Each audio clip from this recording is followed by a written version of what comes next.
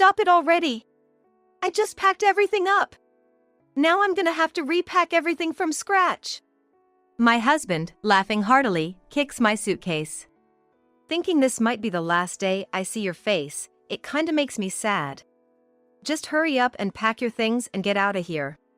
Although my husband is all for the divorce, he keeps getting in my way. When did he become such a malicious person?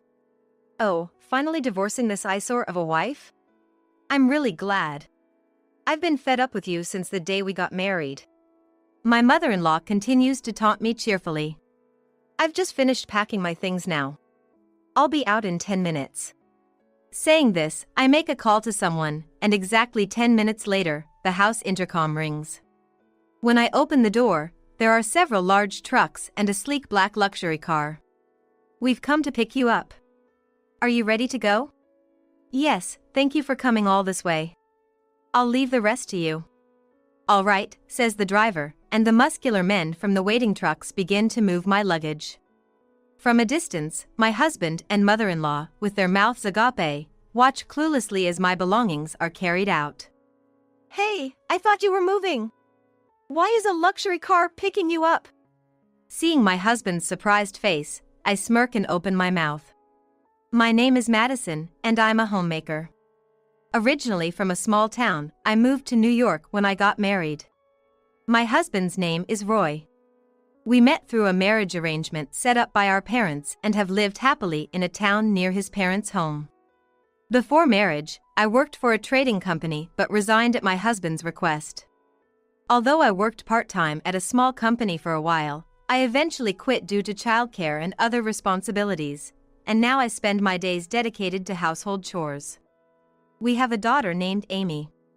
After graduating from college, she started living on her own because her job was far from home. When she was younger, I wished she would grow up quickly, but I felt unexpectedly lonely when she actually left home. At such times, I routinely contact my parents. My parents live far from New York, and I haven't visited them for many years. However, we keep in touch through video calls and texts, and though it's been years since we last met, we're still close. My parents are traditional shop owners. Though their business is small, they have a good selection of local products, and I fondly remember buying souvenirs there. My husband and I are just an ordinary couple. He earns the money, and I take care of the home and our child. We both accepted our roles without complaints. However, since our daughter moved out, I've noticed a change in my husband's behavior. Initially, he was as considerate as a gentleman, always complimenting my housework and giving me flowers on anniversaries. But now, he treats me almost like a maid. He must be stressed from work, I thought, assuming his mood would eventually improve. But taking my silence for granted, his attitude only worsened. Any small mistake would prompt him to call me useless, and if I talked back, he'd retort, "Who do you think provides your meals?" And when reminiscing about the hardships of raising our daughter, he'd say, "Looking after children is your duty, of course it's hard." When I relaxed in my pajamas after a day's chores, he'd mock, "You've just become an old woman." And unfortunately, it's an old habit of his, but when he gets emotional, he becomes violent. Our daughter has seen this too often, and he's excused it as discipline. Once, our daughter tearfully told me, "Dad doesn't help with chores even on his days off. It's sad seeing you work so hard." I tried to explain that we each have our roles, but she seemed unconvinced. Thinking back, I've never seen my husband help with any housework at home. Moreover, using his busy work schedule as an excuse, he has never been involved in raising our daughter. A normal father would at least attend his daughter's sports day, no matter how busy. But my husband never participated in any school events, and it was always me who made our daughter's lunches and captured her school moments. He didn't even bother to take photos with her during her ceremonies. Because of how my husband was, in stark contrast to my good relationship with him, a deep rift has developed between him and our daughter. Since she started living on her own, she often checks in on me, but I've never once heard her ask if her dad is okay. That alone proves it. Lately, my husband's verbal abuse hasn't just targeted me but has extended to my parents as well, which is troubling. The other day, I was talking to my husband about how my parents were doing. My mom called earlier, and guess what? My dad tried to lift something heavy again and hurt his back. He's over 80, I wish he wouldn't push himself. Hope he gets better soon. But, man, they're still running that little shop? They should have retired a long time ago. His demeaning words caught me off guard, and I couldn't help getting a little angry. Hey, what's with that tone? They may run a small business, but they're working hard. Well, it's just not feasible to do business in such a remote area with only family. The products aren't even that great. If it's just a hobby for their retirement, fine, but as far as I'm concerned, it's just a failing small-town business. He smirked and continued to sneer at my parents' work. I just wanted to express my concerns about my parents, but I never expected to be mocked to this extent. Looking at my husband's face, I was reminded of his mother.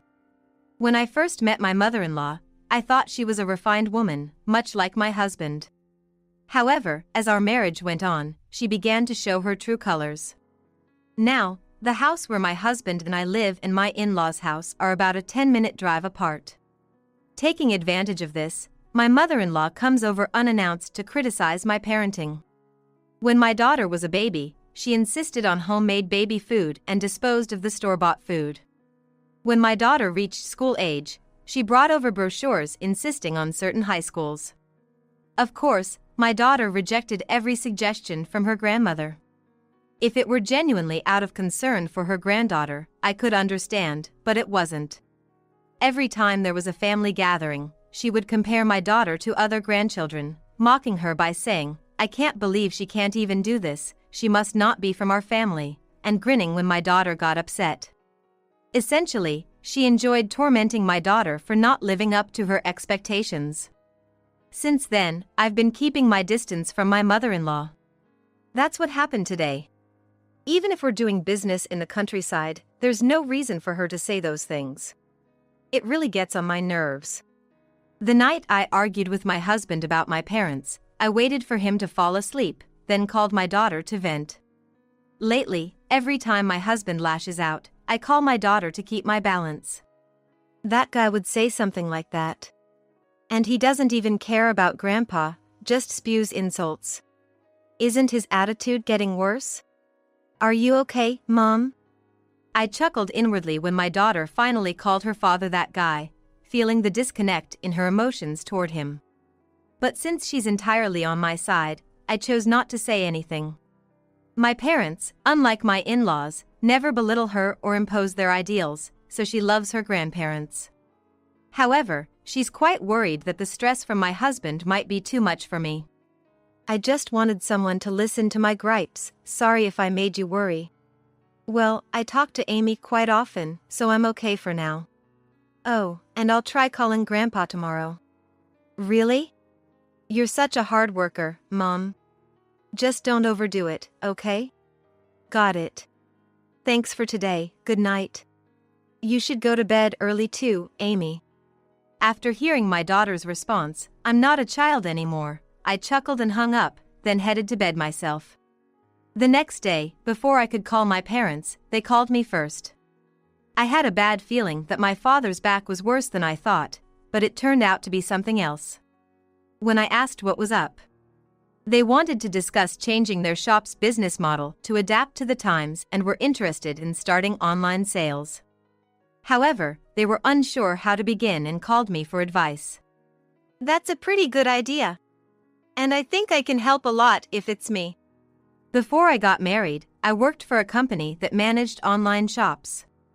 I've learned everything from programming sales systems to designing web pages, and even marketing and advertising strategies. My parents asked me if I could join the company as one of the employees and help out. If my skills can be of use, it would be the ultimate way to show my devotion to them.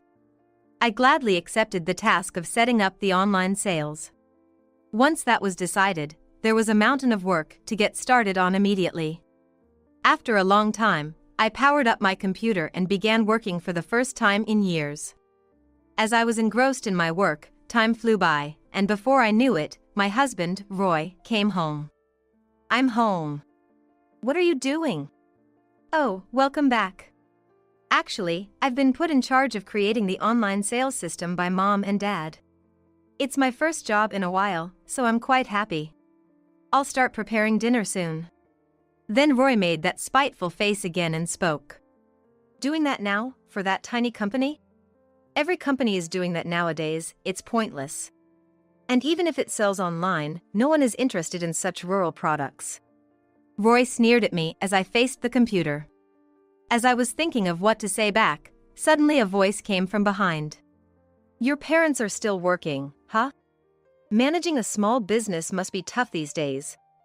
To my surprise, my mother-in-law appeared from behind Roy. Her expression, mocking my parents, was just like Roy's. She probably came with him, but I was so engrossed in my work that I hadn't noticed her at all. What you think is up to you. I'm just going to do what I can.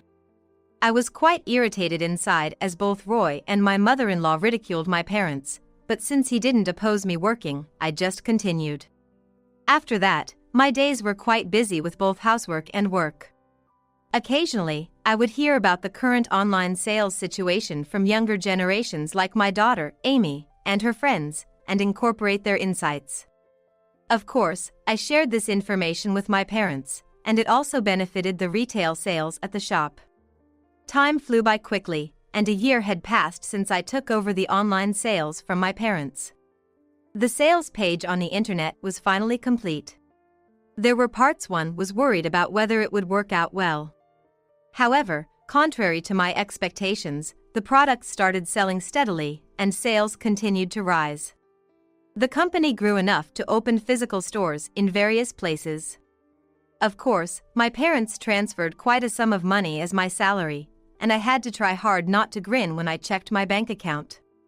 By this time, my conversations with Roy had nearly ceased, and we were practically living separately. When I visited my parents several times for work, I consulted with them about my relationship with Roy and my mother-in-law for the first time. Naturally, my parents were shocked and furious when they learned about it. They then proposed something. They suggested that I consider coming back home and taking over the business. In other words, to divorce Roy and leave New York. I couldn't respond immediately at that moment, so I put my answer on hold. I don't mind divorcing Roy. In fact, there would be no problem even if I did it right now. The only thing I'm concerned about is my daughter living in New York. No matter how much time passes, a child is still a child. It's just something parents worry about. I discussed these feelings with Amy, but as we talked, I realized that I really wanted to work. It seems Amy knew this from the beginning and encouraged me, supporting me wholeheartedly no matter where I go. Once I made up my mind, I gradually began preparing to take over the company. One day, on a holiday, while Roy was washing the car in the yard, his smartphone, which was left on the table, rang. Wondering who it could be, I checked the screen, and there was a name Holly displayed. Holly, that's a woman's name, isn't it? Could it be? Feeling a bad premonition, I checked Roy's smartphone thoroughly. Then, I found numerous pieces of evidence of his affair with this woman named Holly. He was cheating on me. I can't take it anymore. I can't stay in the same house with him anymore. At that moment, I decided to leave the house without waiting for the preparations to be finished. The next day, I woke up early to pack my things for the divorce. There was quite a lot to pack, having lived there for many years, and it was a difficult task, but I couldn't afford to show any weakness. As I was busy packing up, Roy finally woke up and looked at me as if wondering what was going on. What are you doing up so early on a day off? Still rubbing his sleepy eyes, Roy complained. I'm leaving this house today. Thanks for everything until now. I haven't had the divorce papers yet, but I plan to visit a lawyer once things settle down. Roy looked shocked for a moment when he heard my words, but he quickly regained his composure and his expression turned almost joyful. Oh, so you've finally decided to leave. I've been thinking you should disappear soon and wondering when to bring up divorce. I never thought you'd be the one to say it first. This is exactly what I wanted. Without opposing the divorce, Roy accepted my decision with a sneer, as if mocking me. I had thought he might cause trouble by finding some excuse to argue, but contrary to my expectations, things seemed to be progressing smoothly. However, Roy seemed to want to do something mean, as he began to get restless and eventually started kicking my packed bags. "Stop it! I just finished packing those, and now I have to do it all over again." Thinking this might be the last day I see your angry, ugly face makes me a bit sad. But seriously, you haven't finished packing yet? Just get out already. Saying this, Roy kicked my bags again, laughing. He said he wanted me out quickly, but his actions were the complete opposite. I wondered how long he had been this malicious. As I repacked my scattered belongings, my mother-in-law unexpectedly showed up at the house. It seemed Roy had called her.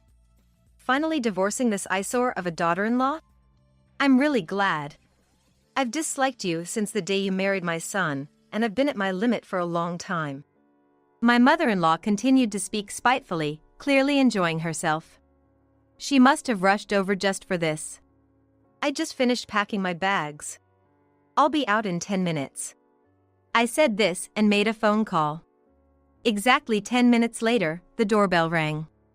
When I opened the door, there were several large trucks and a single black luxury car already parked outside. "Madison, your ride is here. Are you ready to go?" "Yes, thank you for coming all this way. I'll leave the rest to you." "Sure," said the driver, Spencer, before the strong men from the trucks began loading my belongings. From a distance, Roy and his mother watched, open-mouthed and clueless, as my belongings were moved out. "Hey, Madison, what's all this? Why is a luxury car picking you up? And when did you arrange for all these vehicles?" Half in anger and half in shock, Roy demanded an explanation for what was happening. "The company my parents ridiculed has been a huge success. The turning point was probably when we started online sales. Now, we've grown to have several stores not just locally but also in New York, and the profits are incomparable to the old days."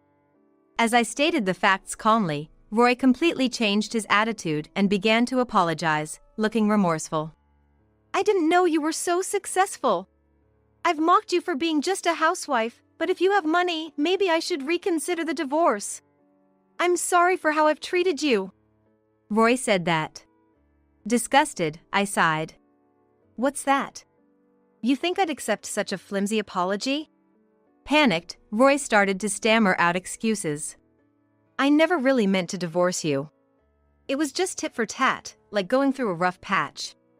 You just felt trapped because I didn't oppose the divorce, right? I'm serious. I've been preparing to leave you for a long time. And I know about your affair. I have all the evidence." Hearing my words, Roy turned pale. "Of course, your mother knew about it too but kept it hidden from me, right?" My mother-in-law kept her mouth shut, avoiding eye contact. As their reactions showed, both my mother-in-law and Roy were aware of the affair. "And it seems you've started a new family recently. Good for you."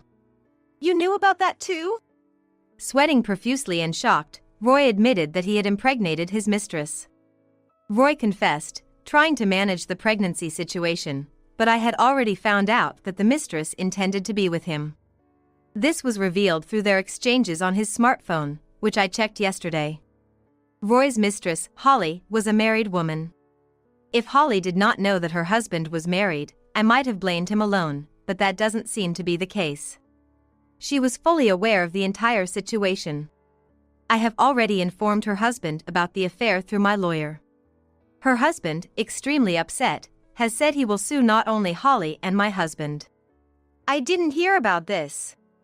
And there's going to be a child to support. How could I possibly manage this?" As he cried, my husband pleaded with me for mercy. "No matter how much you apologize, I'm not going to forgive what you've done. I forgot to mention that Amy knows about your affair too. She has hired a lawyer and seems to have requested a restraining order against you, her father." "What? Why didn't you stop her? Amy is my daughter. This punishment is too harsh for just an affair, oh." Sobbing, my husband collapsed. Inwardly, I scoffed at him, thinking, "You never cared for her once. What right do you have to speak?" Then, having been silent till now, my mother-in-law spoke up, attempting to throw my husband a lifeline with an outrageous statement. "You hid such a big thing as your work success? If that's the case, I won't allow you to just leave the house like this. If you're leaving, leave all the money as damages for keeping this secret." Although she was furious, it was clear she just regretted losing the money I had. No matter how much she claimed, it didn't change the fact that I was in a favorable position. "Charlotte, thank you for everything until now. Please get along with your new daughter-in-law better than you did with me. Please don't involve me in your life anymore. Goodbye." With that, I quickly got into the luxury car where Spencer was waiting. The divorce would be communicated later through my lawyer.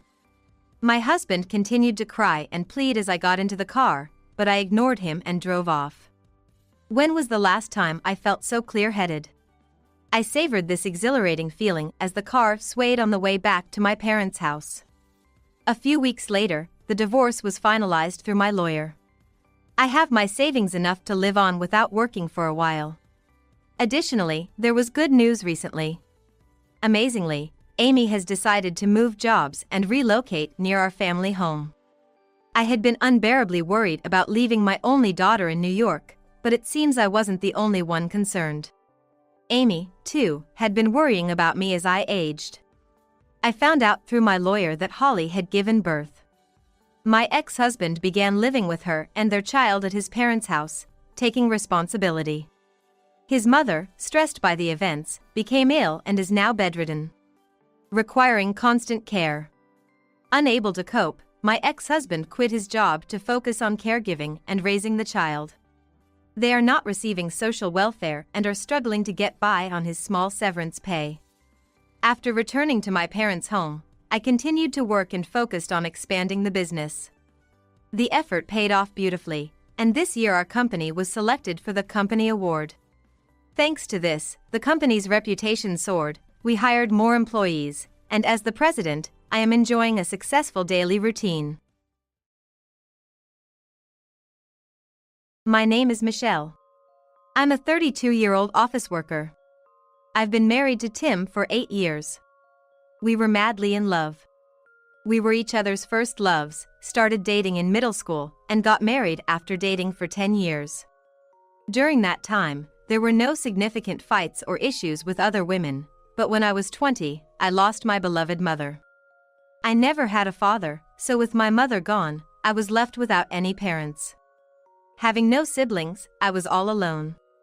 Tim was the one who supported me during that time. Back then, I was troubled, and even when Tim spoke kindly to me, I would say cold things like, "You're lucky to have parents." Or when he would go back to his parents' home, I'd say spitefully, "Must be nice to have a family home." But even then, Tim always spoke to me with kindness. I believe that I am who I am today because of Tim. But, somehow after we got married, the kind Tim changed. When we were dating, I never imagined he would turn into a male chauvinist, but now, it's not just that, he becomes uncontrollable when he drinks. We wanted to have children, but with Tim being this way, I thought it would be unfair to the children, so I haven't considered having kids yet. I was hoping he would change someday. I was waiting for that. But people don't change that easily. Instead, it just got worse, and one day he suddenly quit his job. "Michelle! I quit my job. What happened all of a sudden? What's going on?" I couldn't get along with the boss. He was forcing work on me. You work too, so it shouldn't be a problem finding another job, right? It's not a problem, but what do you mean he was forcing work on you? Even though I was already working, he kept piling on more. Have these documents ready by next week. Can you believe that? Normally, you delegate tasks one at a time, right? You're a manager, aren't you? So you understand how ridiculous my boss is, right? I also ask my subordinates to take on tasks, There's no employee who only handles one task. Everyone juggles multiple tasks and completes them in turn. Plus, a deadline for next week is actually quite generous. You're kidding, right? Maybe it's time you realized how much you're disliked at the company. You're the one being unreasonable. It's unfortunate you quit your job, but please hurry up and find a new one. I already have a new job lined up. Really? How did you find something so quickly? A friend of mine runs a company, and he's agreed to hire me. Is that so? When do you start working there? Well, I'll discuss that and get back to you. I was dismayed by Tim's casual attitude, but I felt somewhat relieved knowing he had another job lined up. However, he showed no signs of leaving the house, and every day when I came home from work, he was just lying on the couch playing video games. Hey! Michelle! You're back? Seriously. How can it get this messy in one day? Shut up. Bring me some booze. And after that, it's dinner time. You're at home, so you could make it yourself, right? Aren't you being a bit lazy? And what about finding a new job? When are you going to start working? Hey! What are you saying to a husband who has worked so hard up until now? If you're going to complain, then you should work so much you don't have time to come home. If you have complaints, why don't you do something about your low income? Fine, I'll bring the drinks. I was too tired to argue back, so I just ignored Tim's remarks. After all, he used to be so kind. Maybe he'll become kind again. I believed that and endured. But it wasn't a simple issue. From that day on, Tim would be at home every day, constantly complaining. Not only was he not working, but his drinking habits were getting worse, and when he lost at games, he would get so frustrated that he sometimes threw and broke dishes. I was really glad we didn't have kids. That's all I could think about. When will he ever change? A month later. Tim hasn't changed at all. There's no booze. And hey, when the husband is drinking, you're supposed to bring some snacks, right? There's some cheese and crackers over there, isn't there? Those are just snacks. You're supposed to make something. We just had dinner not long ago. You've gained quite a bit of weight since you quit your job. Maybe you should cut back on the food? Shut up. Don't you order me around. I married you, who has no parents. You should be grateful. When he said that, I was left speechless. And feeling so frustrated, I always cried in the bath.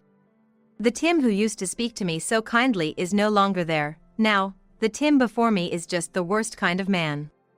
Yet, even though I realized this, I pretended not to see it. Because I couldn't replace the gratitude I had for the past. 6 months have passed since Tim quit his job. About 4 months into that period, he started to increasingly demand money from me. Until then, he must have been managing with the savings from his own salary, but that must have run out. Even so, he doesn't work, but as long as I can manage, I'll give him money. Because he's the person who saved me. That's what I believed as I worked hard. However, the amount he asked for kept increasing day by day. Hey!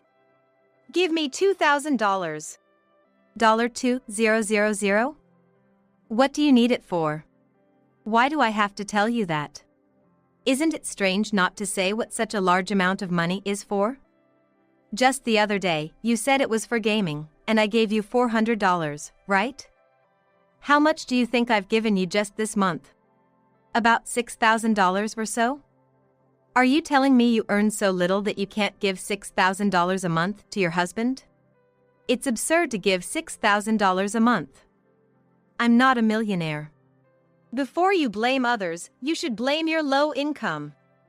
I'm protecting the home right now, so go work more. Hey, then you should work. Were you even listening? You should blame yourself before blaming others. Maybe I should go to my mistress. I can earn with my youth, after all. What? What did you just say? Nothing. But anyway, you need to work. Even after being told all this, I still didn't feel suspicious of Tim. Until now, Tim had indeed worked hard. So now it's my turn to work hard. That's what I thought. And I clearly heard the words Tim said. I definitely heard him say he might go to his mistress. But even if Tim ends up cheating, I suppose it can't be helped. Maybe it was some kind of brainwashing, because I couldn't satisfy Tim. I felt that everything Tim said was right and always listened to him. Because of that, after working full-time, I also took a part-time job as a station cleaner. Since my company had said that side jobs required consultation, I had properly discussed it with my boss and obtained permission for the side job. However, after months of living like this, my health began to deteriorate and I couldn't put my heart into my work at the company. Despite urging Tim repeatedly to get a job, each time I was just yelled at and told he had picked me up. Then I thought I should stop consulting him about it. I figured I just needed to work hard until he decided to work. That's what I thought. But one day, I was called by my boss. "You don't seem to be focusing on your work lately, are you okay?" "I'm sorry. Juggling jobs has been tough. Why is a manager like you even doing side jobs? You have a husband, after all. If you can't focus on your work here, I might have to ask you to step down from the managerial position, and I can't approve of your side job either." Faced with that, I panicked and explained the situation at home. My boss was outraged. Letting a woman work while he sits at home. If you allow that, I suppose that's one thing, but I understand there are problems in every family. However, your lack of engagement at work. To let your husband stay at home, are you really in love with a man who wants that? Yes, he supported me when times were tough. I can't complain about family matters, you're free to do as you like there, but it's different with work. If you can't focus, of course, I'll have to demote you from the manager position. Side jobs will be prohibited too. I'm expecting a lot from you in the future. I made you a manager because I have those expectations, after all. It's incredible to be a manager at your age. I understand. I'm very pleased and motivated by the company's expectations, but I also know that I'm currently not meeting them, and that's frustrating. I will consult with my husband to urge him to find work. I understand that once trust is lost with the company, it's hard to regain it. That's right. I'll support you as much as I can, so keep up the good work. I was fortunate to work at a good company. That was my only salvation. However, when I got home, the room was dirty. Every single day, the room was just filthy. Cup noodles left uneaten and candy wrappers scattered around the sofa. And on top of that, cans of alcohol strewn about, with Tim never bothering to clean them up. He just slept on the sofa. I couldn't understand how he could sleep so much without doing anything. It was puzzling. Since waking him would only result in complaints, I cooked while he was asleep and waited for him to wake up. I finished cooking without waking him, and then cleaned the dirty room. Then Tim, woken by a slight noise, said grumpily, "Hey! Keep it down, I'm trying to sleep here." "You're up. Good morning." "It's not a good morning. I said it's noisy." "Sorry." If saying sorry was enough to be forgiven, life would be easy. You really are the most inconsiderate woman. After saying that, Tim got up from the sofa, went to the living room, and upon seeing the meal laid out, he said something outrageous. "Is this all you can make? I've been waiting, and you come home late. What kind of wife are you?" "That's because I have multiple jobs." "That's no excuse.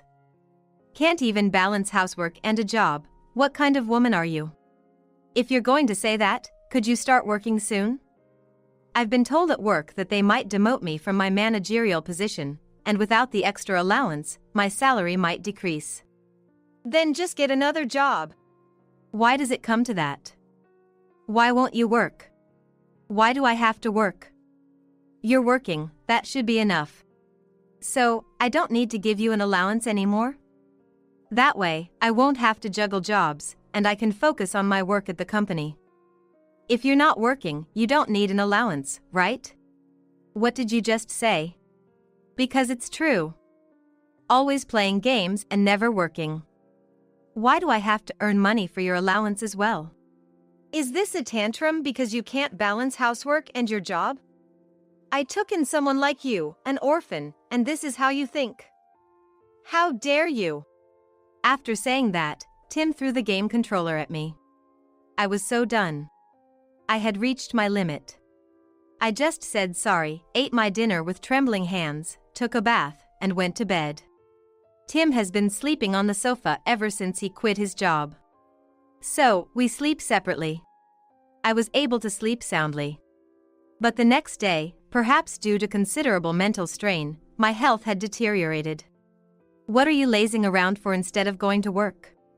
I'm not going to work today because I'm feeling ill. If you're going to stay home, then you should respond to everything I say, right? You can do that much since you're home, right? When I give an order, you should move accordingly. That's impossible, I have a fever and a headache. I don't care. That's your fault for not managing yourself properly. Tim's voice echoed in my reeling head. I was truly at my limit. I thought he would at least be somewhat considerate if I said something. But that idea was completely wrong. Hey, Michelle. Get me a drink. Hey, Michelle. Clean up the spilled booze here. Hey, Michelle. What about lunch? Make it quick. You have 5 minutes. I was ordered around relentlessly, with no time to rest. I should have gone to work. It would have been easier.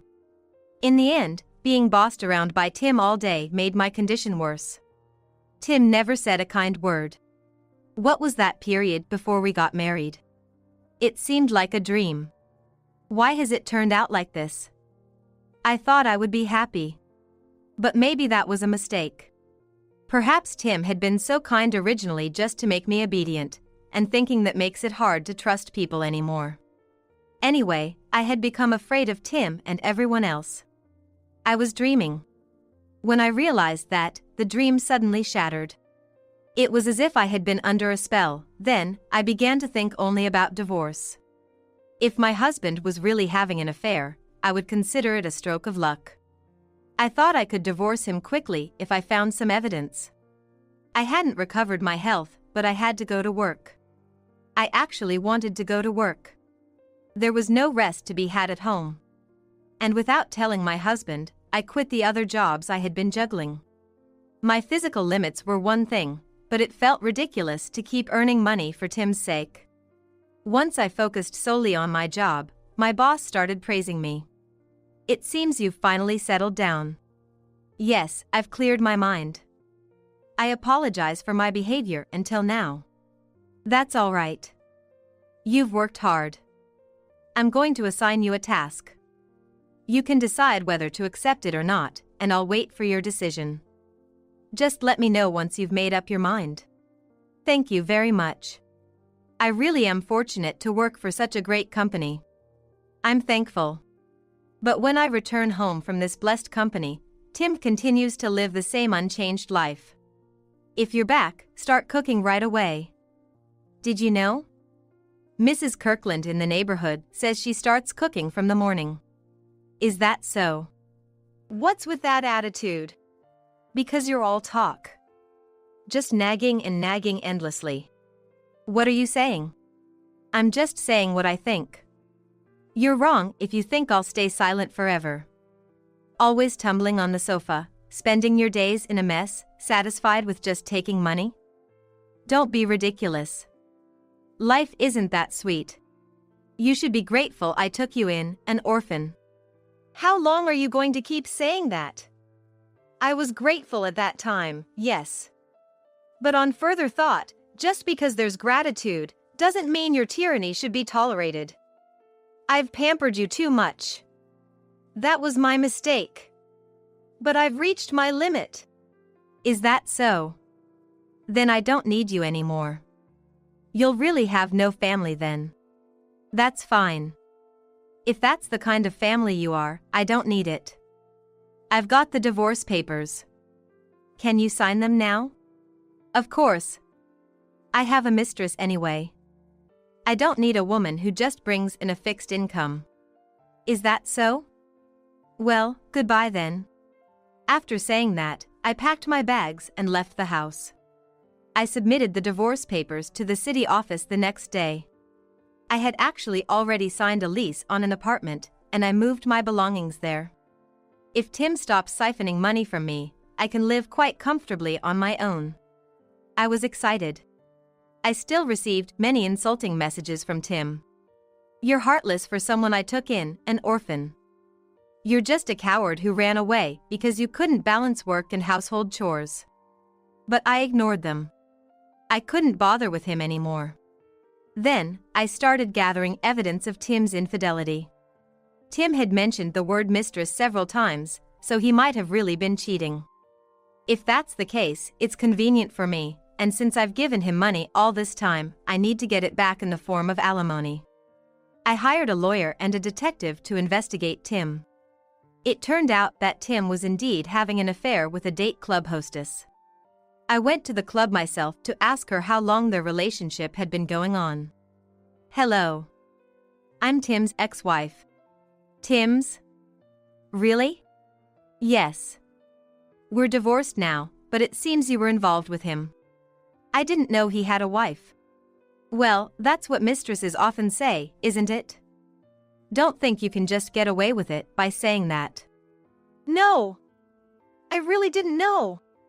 The woman's name was Marie. But she was more honest than I expected, quickly giving me her name, address, and the phone number. She was eager to cooperate fully.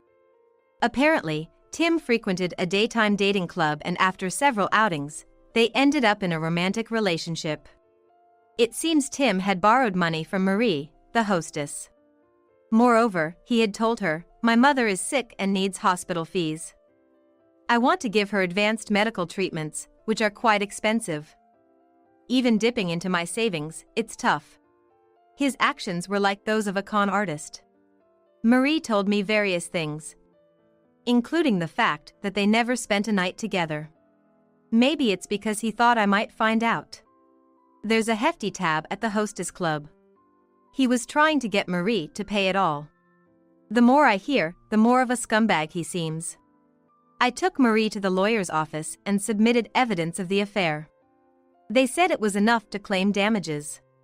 Furthermore, Marie decided to sue Tim for fraud. Tim, who received a registered letter from both of us, hurriedly contacted me. "What's going on? What is this? Can't you even read? Everything you need to know is right there. Why do I have to pay such a large sum? I took care of you, the parentless you. Wasn't the cost of taking you in around $200,000? In that case, shouldn't you be paying me alimony instead? Are you really okay? You didn't even adopt me, just married me, right? So what's with the cost of taking me in? You didn't have money for the wedding, and your parents were drowning in debt from slot machine, horse racing, and gambling. That's why there was no money for the wedding, right? Ultimately, I paid for it. I've been supporting our recent lifestyle, so who's really in trouble after the divorce? It's you, isn't it? It's truly exasperating." "You, huh? And how do you know about Marie?"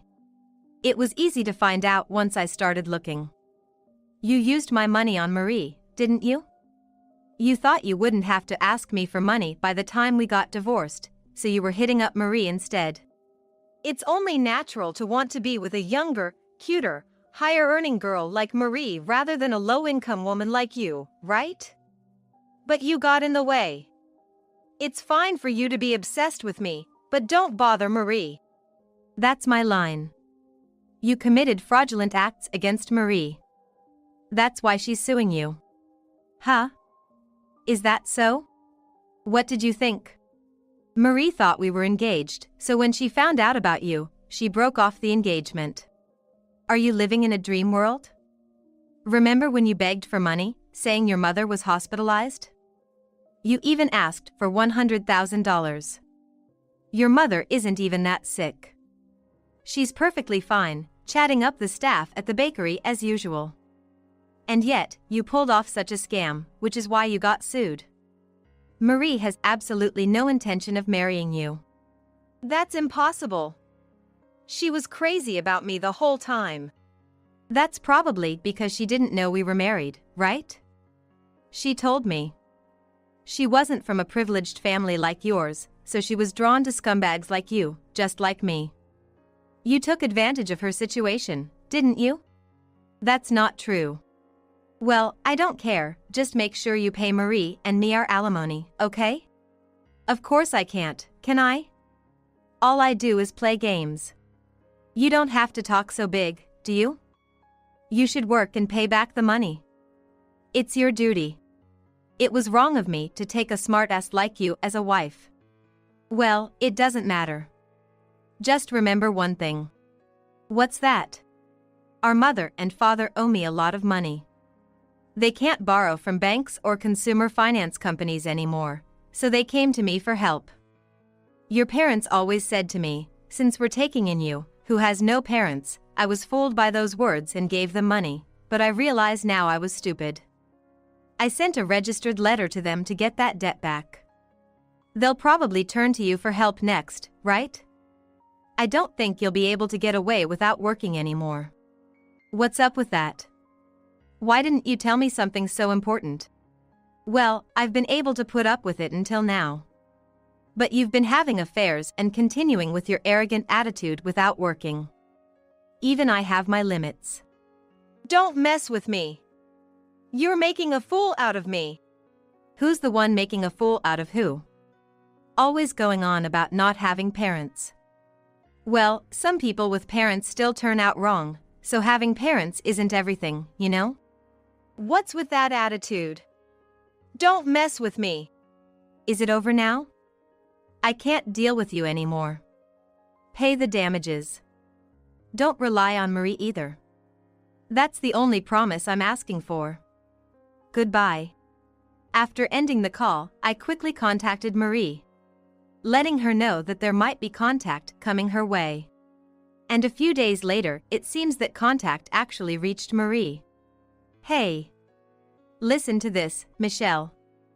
Guess what message I got from Tim? He said, I'm willing to marry you. Can we? Like, why the high and mighty attitude? Apparently, he wants to get married to stop the damages claim. I talked to him about your damages claim, but he really doesn't have any money. I'm kind of disappointed. After all, I'm a hostess, you know? I can't feel valued without someone with money. But you were really in love with Tim, weren't you? Are you okay? Of course. Anyone who cheats with a wife around is scum. Besides, there are many women out there who have affairs thinking they won't get caught by the wife.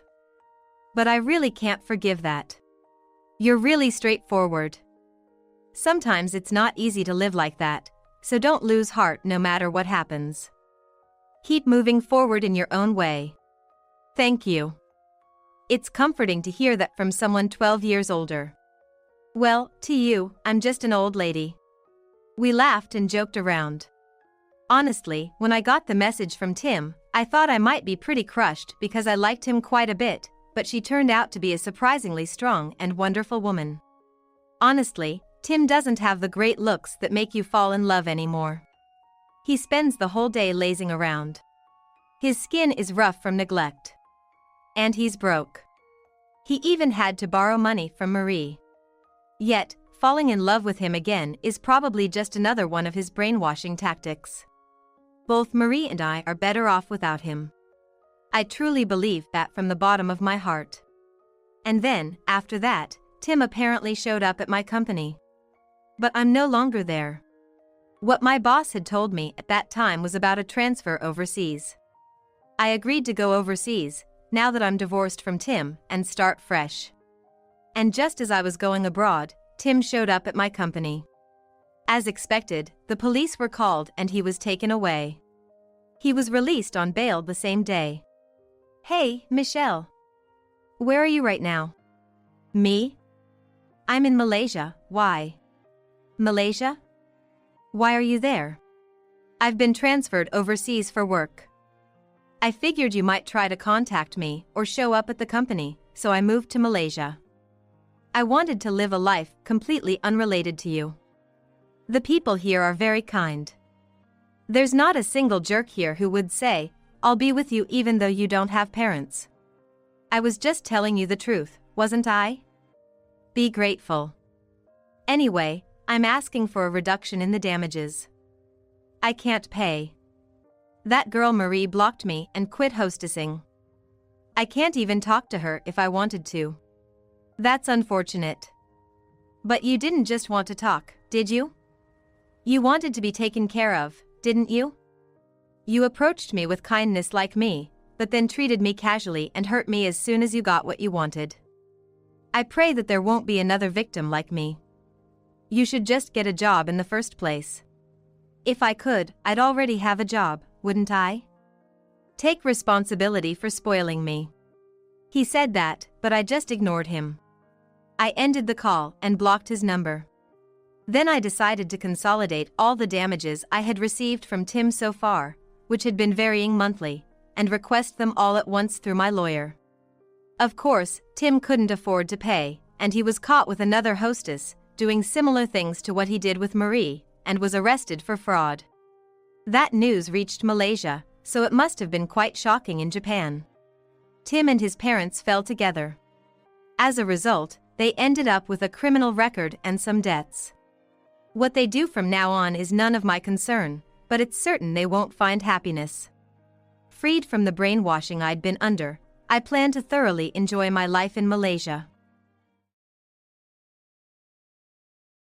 Why would someone like you, who isn't even related by blood, come to the wedding?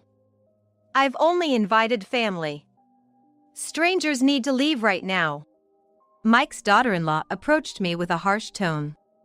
I was taken aback and fell, digging my nails into the rough carpet as I clenched my fist. I'm truly sorry.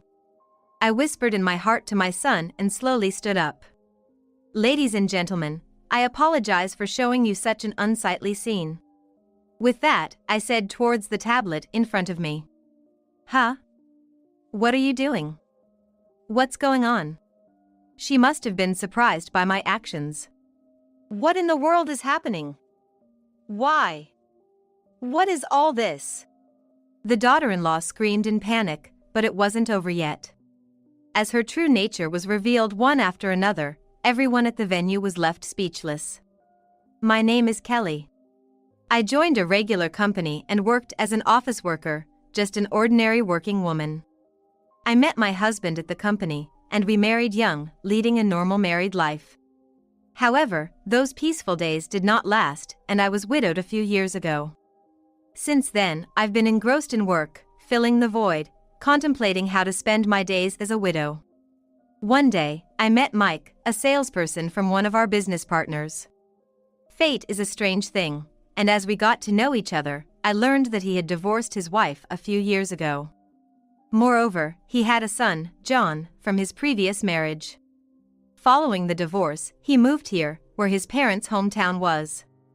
Despite the challenges, Mike raised John on his own and supported the family, which I truly admired. As we shared our past experiences, we were drawn to each other and started dating. When I visited Mike's home and met John, I greeted him, "Nice to meet you, John." "I'm Kelly." "Pleased to meet you." "Ah, nice to meet you too." "I'm John." "Thank you." At first, he was shy, but gradually he began to talk more. When our remarriage was decided, Mike told him, "Kelly is going to be your mom now," and he nodded with a big smile. Mike's parents were a very positive person, providing a much-needed connection for me, who had been rushing through life. I'm enjoying peaceful times with John now, but I worry that as he grows older, he might reject me because I'm not his real mother. Even though we're not related by blood, I've vowed to raise John as a fine son. Time has passed, and John has grown up well. He went to a prestigious law school, moved out to live on his own, and even made some friends in the university drama club. He seems to be thriving. Now that parenting has reached a milestone, Mike and I talk about how the house feels empty without John. Whether he knows it or not, John always comes home for the holidays. He eventually got a job at a major company not far from home. John is personable and smart, so his boss has high expectations for him, and he's advancing as a businessperson. He's been recognized within the company and even mentioned as a candidate for future leadership. Honestly, as a parent, it's heartwarming to hear such good news about my son, and I feel relieved that he's grown up so well. But truly, John himself is the one who has put in the effort, and I hope many good things come his way in life. One day, John tells me he has a fiancée. There's someone I want to marry. Well, that's wonderful. Bring her over soon. I was surprised, but seeing a bashful John made me feel happy. Later, John brought home a refined-looking beautiful woman, appearing a few years younger than him. Nice to meet you. I'm dating John. My name is Anastasia. She greeted us at the entrance, and I hurriedly returned the greeting. I'm Kelly, John's mother. Please come in. Thank you. She smiled gracefully, though she seemed a bit distant, probably just nervous, so I welcomed her. As we chatted about trivial things, my husband commented on Anastasia's good manners. You found a good girl. John blushed and smiled, and as I brewed tea, I felt a bit jittery thinking, John's getting married too. At that moment, she asked, may I use your restroom? I showed her where it was, but she took a bit long to return, making me worry she might be feeling unwell, so I went to check on her. She wasn't in the bathroom, but was looking around the house. It's not a big house, so she couldn't have gotten lost. What's wrong? I asked, and she jumped slightly, turning to me with wide eyes. I'm sorry. I was just curious about what kind of life John has been living. Oh, I'd love to see some pictures from when he was little. The album. I barely have any photos of John from before we got married. Before you got married? Anastasia asked, raising an eyebrow. I explained that John and I are not related by blood, which surprised her. So, John's impressive DNA comes from his previous mom, huh? What?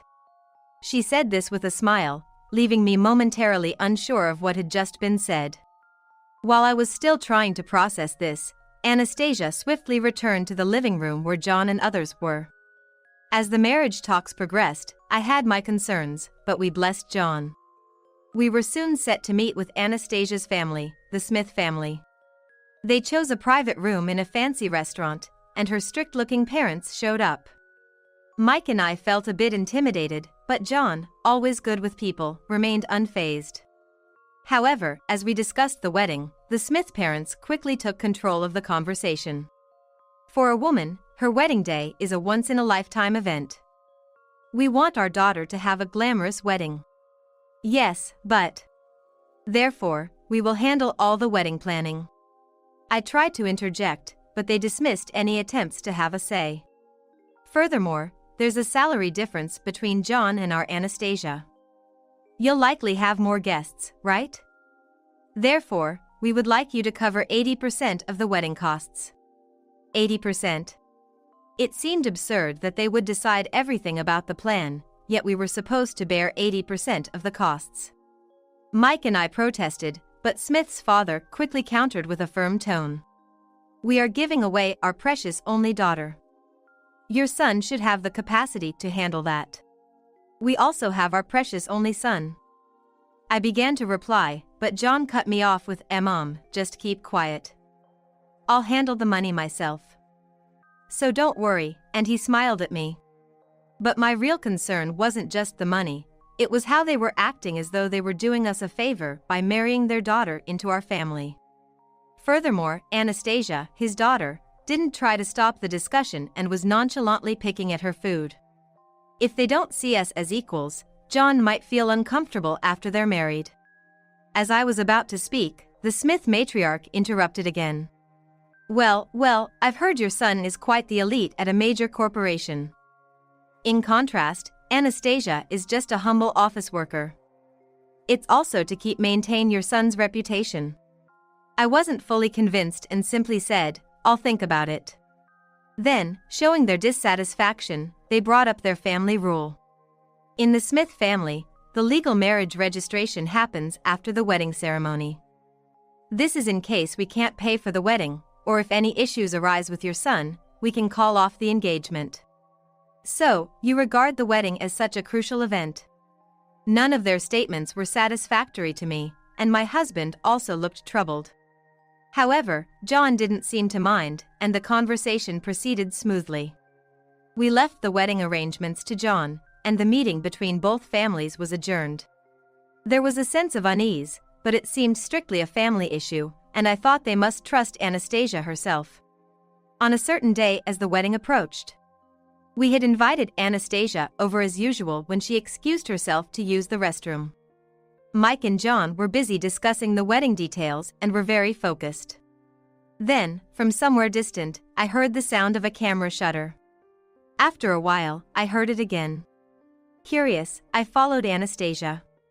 There she was, pulling things out all over the house, leaving a mess, and taking photos with her phone. Anastasia, what are you doing? Oh, just a moment. As I asked incredulously, she turned around and glared at me as if to say, you saw, didn't you? Not understanding why she was photographing our belongings, I asked again what she was doing, and she clicked her tongue and approached me. Then she whispered in my ear. Done shooting. Now, can you clean up everything here? What? Mom, it looks pretty bad to leave it all messy like this. Her nonsensical comment left me dumbfounded, but she continued. Nothing you saw here happened. I was just here, not doing anything, right? I was completely baffled and stood frozen for a moment. Anastasia, I can't follow you. What are you trying to do, rummaging through someone else's house? Tell me what you intended. This is so annoying. Who cares anymore? When I confronted her, Anastasia clicked her tongue and retorted. Oh, by the way, your designer bag sold for $600 yesterday. You really have some nice stuff. What? Do you know what a flea market is? It's a pity to have these things just rotting away in this house, so I put them up for sale. You weren't using them anyway, right? You should be thanking me, it's less clutter for you. Realizing what she meant, it dawned on me. She had been rummaging through our valuables, taking photos, and selling them off without permission. Well, too bad it's come to this. You're going to regret this, just so you're prepared. With that, she walked back to the living room. I felt like I had witnessed something unbelievable, but after tidying up the mess Anastasia had made, I took a moment to breathe and returned to the living room. There, Anastasia was sobbing. Unable to understand the situation, John, looking unusually stern, spoke to me. Mom, stop picking on Anastasia behind her back. What? She says you follow her every time she goes to the bathroom and you've been saying harsh things to her. She's crying about it. I understand you're upset as a mother-in-law, but making her cry isn't right, is it? I see. So this is what she meant by regretting it later. She's trying to turn John and Mike against me to isolate me. She pretended to go to the bathroom, but was actually selling things from the house. You can see it yourself if you check her phone. Anastasia seemed a bit startled, quickly put away her phone, and started spouting lies in a soothing voice. I would never do such a thing. It's all in your imagination, Mom. Then show us the photo album on your phone right now. Why would you doubt me to this extent? As Anastasia and I argued, John shouted. Stop it, both of you. The wedding is almost here, don't fight. I was taken aback and fell silent. I shouldn't have confronted his future wife in front of John, especially not when he's already stressed about the wedding. I should have stayed calm instead of getting carried away. I quietly apologized to John, and even to Anastasia for going too far. Anastasia seized the moment to say, all the nagging and nitpicking have been hard on me, effortlessly lying again, probably because she dislikes me. Later, I subtly inquired about Anastasia to John, but it seems she plays the part of a good woman in front of him. When alone with me, Anastasia still behaves poorly, like putting her feet up on the table or making snide remarks like, what's it like not being related to your son? At an opportune moment, I voiced my concerns to John. Is she really okay? Something's definitely off. Maybe you should be careful. The young folks these days are like that. Don't worry about it too much, he replied. Mike didn't seem concerned either. Perhaps my words as a future mother-in-law were too much pressure for her. Am I to blame? I pondered while enduring Anastasia's harassment as time mercilessly ticked by. Then came the wedding day. After a hectic preparation the day before, I arrived at the venue feeling somewhat unreal. Even though I'm not well-versed in weddings, I realized from talking to the staff that this was clearly an expensive plan. I hope John isn't pushing himself too hard. That's all that filled my mind. During the ceremony, Mike kept tearing up at John's dignified appearance, but somehow I couldn't bring myself to cry. Is it because we're not related by blood? Thoughts I had never imagined in my life crossed my mind. Maybe it's because Anastasia has been so sarcastic towards me. It's silly to think so negatively. With these unsettling feelings, the reception began. I had already greeted friends from both the groom's and the bride's sides who were managing the reception. John mentioned that not only colleagues and old friends, but also important clients and influential figures were attending, and the reception staff seemed nervous. After completing all the formalities, I was told to collect the wedding gifts from the groom's reception. Thank you for handling the reception. I'm here to collect the wedding gifts. They looked troubled and said, the bride's side receptionists have taken all the bags of gifts to the bride. Does that include the gifts from the groom's side? I asked, and yes, they said. Despite being a relative supposed to collect them, I didn't blame the two receptionists and quickly returned to the venue.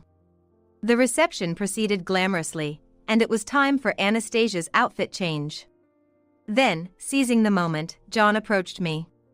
Mom, there's a surprise planned for Anastasia where she'll be given a bouquet. I was supposed to do it, but could you do it instead? A surprise? Where? Anastasia will stop by the dressing room after changing. I want you to go to the dressing room and give her the bouquet. Why me? Of all people to give her a surprise, it makes no sense for it to be me.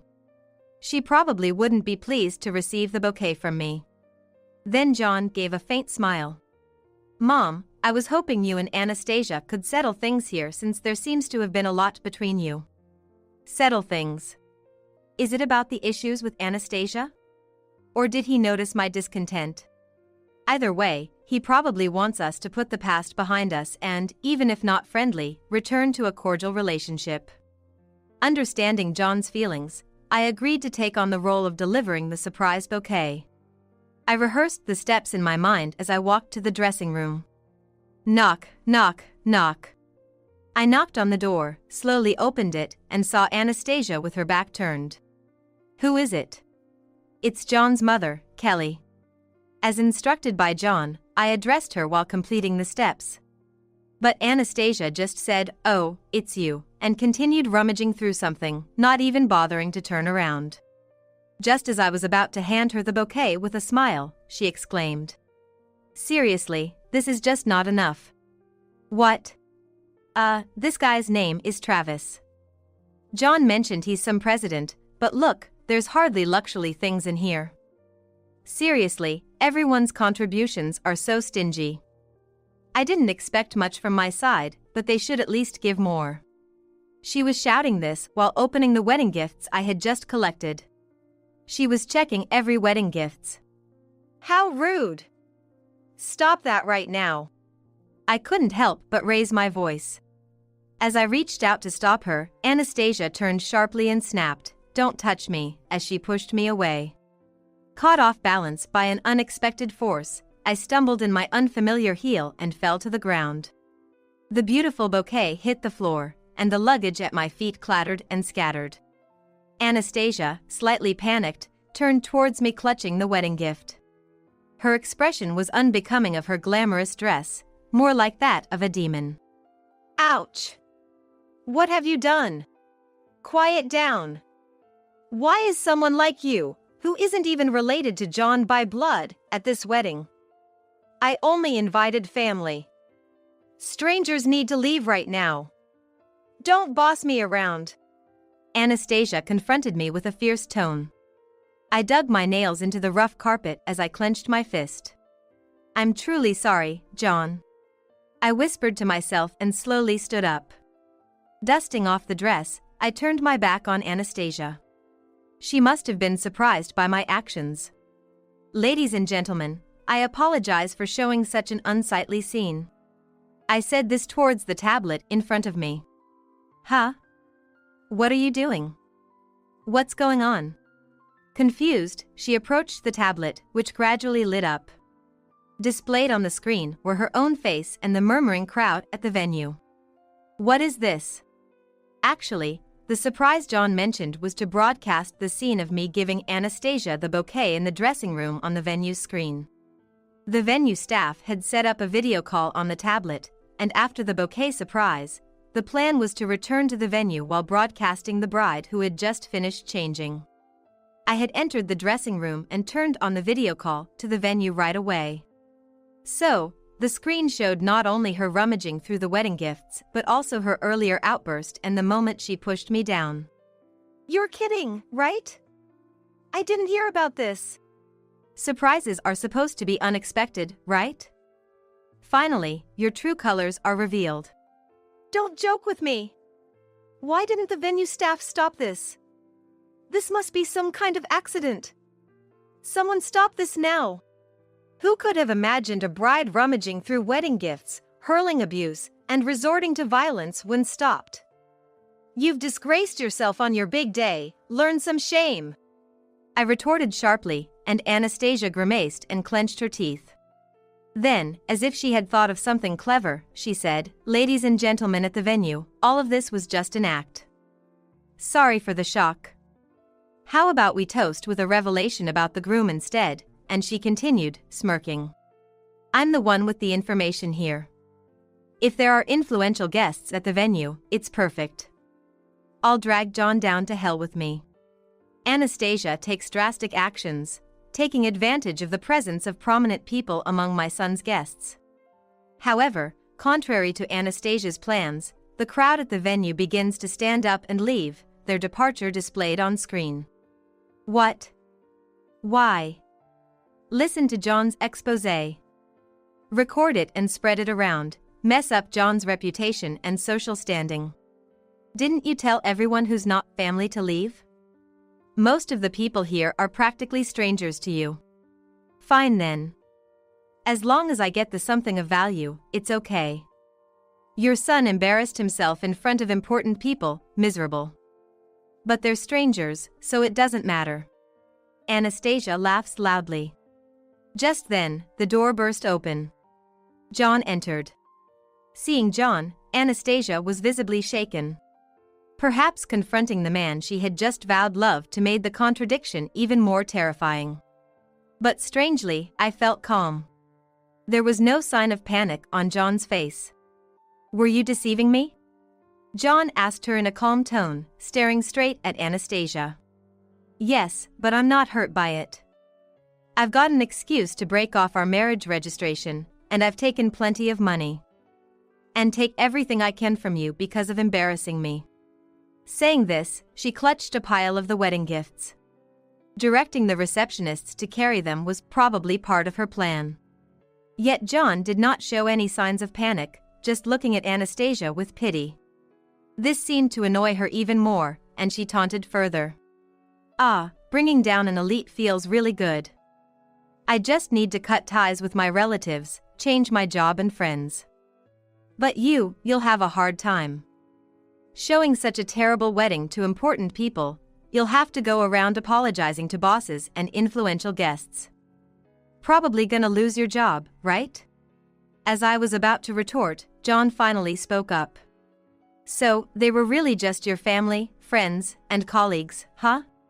What? What do you mean? I inadvertently asked John. Around apologizing? There's no need.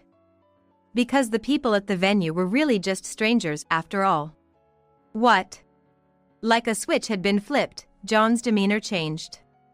I knew you were up to something. You kept insisting on inviting wealthy guests, constantly asking me to invite them. The guests who came today are friends from my college days and former members of the drama club, now working as actors. Not only Anastasia, but I too was taken aback. They varied in appearance, demeanor, and age, but those who seemed like voters or CEOs were all extras. John had asked them to act the part, telling Anastasia that they were influential people. In other words, the guests on the groom's side were fakes John had prepared in advance. "You tricked me!" Anastasia, her face red with rage, was indignant. "An eye for an eye, a lie for a lie. Mom is family connected by the heart. But I couldn't let your antics trouble my bosses or mentors." The mention of family connected by the heart nearly overwhelmed me with emotion. Deep down, John had always believed in me. This whole scenario was discussed with the venue staff as a possibility. The earlier footage was recorded, and the police have already been called. "You talked about dragging me to hell, but you're the only one going down, you marriage scammer." As John moved to restrain Anastasia, she made a last-ditch effort by throwing the bouquet on the floor at his face. Then, clutching the bag full of everyone's wedding gifts, she attempted to flee. I grabbed her arm firmly, even as I stumbled. "Let go of me!" "No, I will not let go. This time for real, we're strangers." I endured because I thought we were going to be family. "But I'm not your mother-in-law, and you're not my daughter. I won't let you escape this time." While it turned into a bit of a scuffle, I stood my ground against her. Then, several venue staff rushed to the scene and restrained her. Minutes later, the police arrived and took Anastasia into custody, and the bride's side of the guests at the venue was in turmoil. The Smith family, Anastasia's relatives, were obviously shocked, and the colleagues and friends invited were horrified by her outrageous behavior displayed on the screen. It's unclear how much John had planned, but the guests on the groom's side and the venue staff were relatively composed. After a hectic time and the subsequent dispersal, I asked John for details. He then said, "Anastasia claimed you did various things to her, but I just couldn't believe it." Reflecting on my words about whether Anastasia was okay, he thought hard and investigated her background in the limited time he had. Soon, dubious information came pouring in, and he hastily arranged everything. The wedding went ahead not just because we needed evidence for her arrest, but also because I wanted to believe in her a little longer. John said with a distant, somewhat sad look, "Mom, I'm sorry for putting you through this tough role. I really am a disgrace as a son." John apologized to me. "That's not true at all. It must have been hard to doubt someone, right? Thank you for believing in me." I patted the top of John's head, and he shyly smiled with tears in his eyes. Later, it was discovered during the investigation that Anastasia had a prior record of fraud. She won't be getting out of jail anytime soon. Since the bride's side guests were genuine, she was disowned by a few close friends and relatives, and naturally, she lost her job. Various minor misdeeds also came to light, adding up to claims against her amounting to millions of dollars, including the damages we suffered. Even my husband, who likely knew nothing about this, apologized to me for his past frivolousness. Several weeks after I thought everything had been resolved, our landline rang, and the caller introduced herself with a heavy voice. "This is Mrs. Smith." It was Anastasia's mother, whom I hadn't seen since the wedding where her daughter was arrested. She must have been having a tough time too. The bravado she had shown at our previous meeting was gone. "I have something I need to discuss," she repeated in a barely audible voice. It seemed urgent, so I agreed to meet her at a specified location. The room we were guided to was private. Sitting down, I asked what was wrong, and Anastasia's mother began to cry. "I'm truly sorry for what my daughter has done. She has brought shame to our family," she apologized. Then she took out a handkerchief, started wiping her eyes, and continued. "Actually, my daughter had chosen a very expensive plan for the venue, and the cost is this much." She politely took out a calculator, started punching in numbers, and showed me an exorbitantly high amount. "What?" "No, I mean, despite the trouble we've caused, as per our initial agreement, you'll pay 80% of this amount," she stated, recalculating on her calculator to show me the amount. Crying while calculating, how skilled she was. Our family is currently covering it. Ideally, we'd like the first payment within 2 weeks in full, but if you can make it tomorrow, we can do it in 3 payments. Dates, number of payments, our family's situation, and specific amounts. If you can't remember, you might want to take notes, she said, her demeanor not matching someone who had wronged us. I sighed deeply and pulled a document out of my bag. Can you see this? This is the official bill issued by the venue. I laid the document over her calculator, tapping on the amount to emphasize it. Anastasia's mother was taken aback, as if wondering why I had that. Yes, what I showed her was the official cost for the ceremony provided by the venue. It was a precaution I had taken, and of course, it wasn't cheap. Considering all the extravagant plans Anastasia had chosen. But the amount you're asking me to pay, the figures are off, aren't they? I flipped the document and pointed accusingly at the calculator. This was clearly an intentional overcharge. That is, you'll pay the full amount. Of course, only the fair price. I had heard from the venue staff that the bill was supposed to go to the Smith family, the contract holders. They probably tried to manipulate the amount to prevent my family from seeing the documents. And, something that has been bothering me, haven't you been part of your daughter's scams, taking your share? Trying to postpone the registration to quickly break off the engagement after swindling the money, right? Your daughter is quite the actress, playing the victim so well. Now it all makes sense. The odd feeling I had since the first meeting was because this family, the Smith, had been trying to deceive us together. Even with her daughter caught, this shamelessness. Perhaps Anastasia was also being used by her own parents. Putting your daughter out in front while you take all the benefits, that's despicable. As I said this, the tears quickly receded from her eyes, and she started gathering her belongings. Then, without saying another word, she stood up and tried to run away. I grabbed her arm. So, mother and daughter make their escapes the same way, huh? I gripped Anastasia's arm even tighter than before and pulled her back. Violence, she exclaimed. No, the drink you ordered hasn't arrived yet, right? If you're leaving without drinking, leave the payment. I kept my grip firm and called the police. This time, I wasn't wearing the heel. Despite her violent struggling, I stood my ground and eventually handed her over to the arriving officers. Given the resistance, my clothes were disheveled and buttons were torn off, but as a mother myself, I had my own unyielding pride. Finally, just before she got into the police car, I caught Anastasia's mother's glare, but it was nothing to me. I exhaled deeply and rolled my shoulders.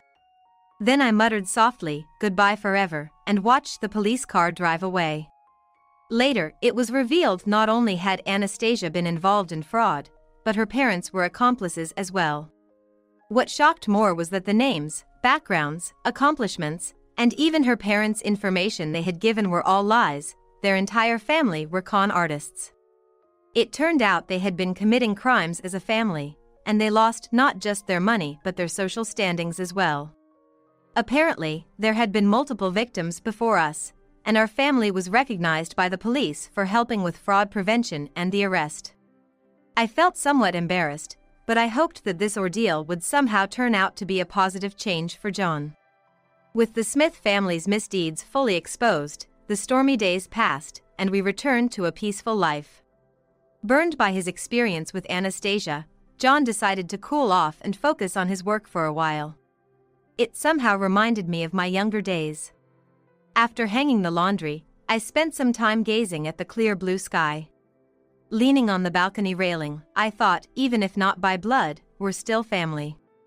Surely, just like my husband and I, beautiful encounters will come around again. Maybe it's time for a decluttering to make sure nothing gets sold off this time. As I pray for my son's happiness, I return to my normal life as a housewife. My name is Yvonne Irwin, 42 years old. Until last year, I worked at a cosmetics company, but I resigned due to my mother-in-law's injury. I started living with her to take care of her, and now I spend all day by her side. My husband, Tom, is a salesperson at a major pharmaceutical company, but he doesn't come home too late. Still, I'm the one who takes care of my mother-in-law all day every day. However, she has been cold to me since the beginning of our marriage. When we first met to introduce ourselves for the wedding, she harshly said, "You seem like a quiet girl. Can you really keep a household?" I've been uncomfortable with my mother-in-law since that first impression and have tried to avoid her as much as possible after getting married. So, when my husband asked me to take care of his mother, I almost cried. Please quit your job and devote yourself to taking care of mom. No way. What do you think of my job? Please. I'll help out after work and on weekends. Help out, huh? After being asked repeatedly by my husband, I eventually gave in. I gave up my career and now spend my days just for my mother-in-law. Sorry, I have an unavoidable dinner tomorrow, so I'll be home late. Again. You've been having a lot of these lately. Yeah, it's troubling me too. My bad feeling was right, and my husband began coming home late more frequently. Although he wasn't the type to go out drinking with coworkers before, he suddenly started, and sometimes came home in the middle of the night. Moreover, on weekends he would leave without saying where he was going. He said it would be different at the beginning. In the end, it's just me. I became increasingly frustrated with my husband. Still, if my mother-in-law had even once thanked me, things might have been different, but she only grumbled to be cared for by you. Moreover, it seems she was complaining about me to my husband. Hey, don't make mom do things she hates. Things she hates? You forced her to walk, didn't you? Are you talking about rehab? No. The doctor said to do it every day at home. Anyway, mom hates it. Do as she wishes.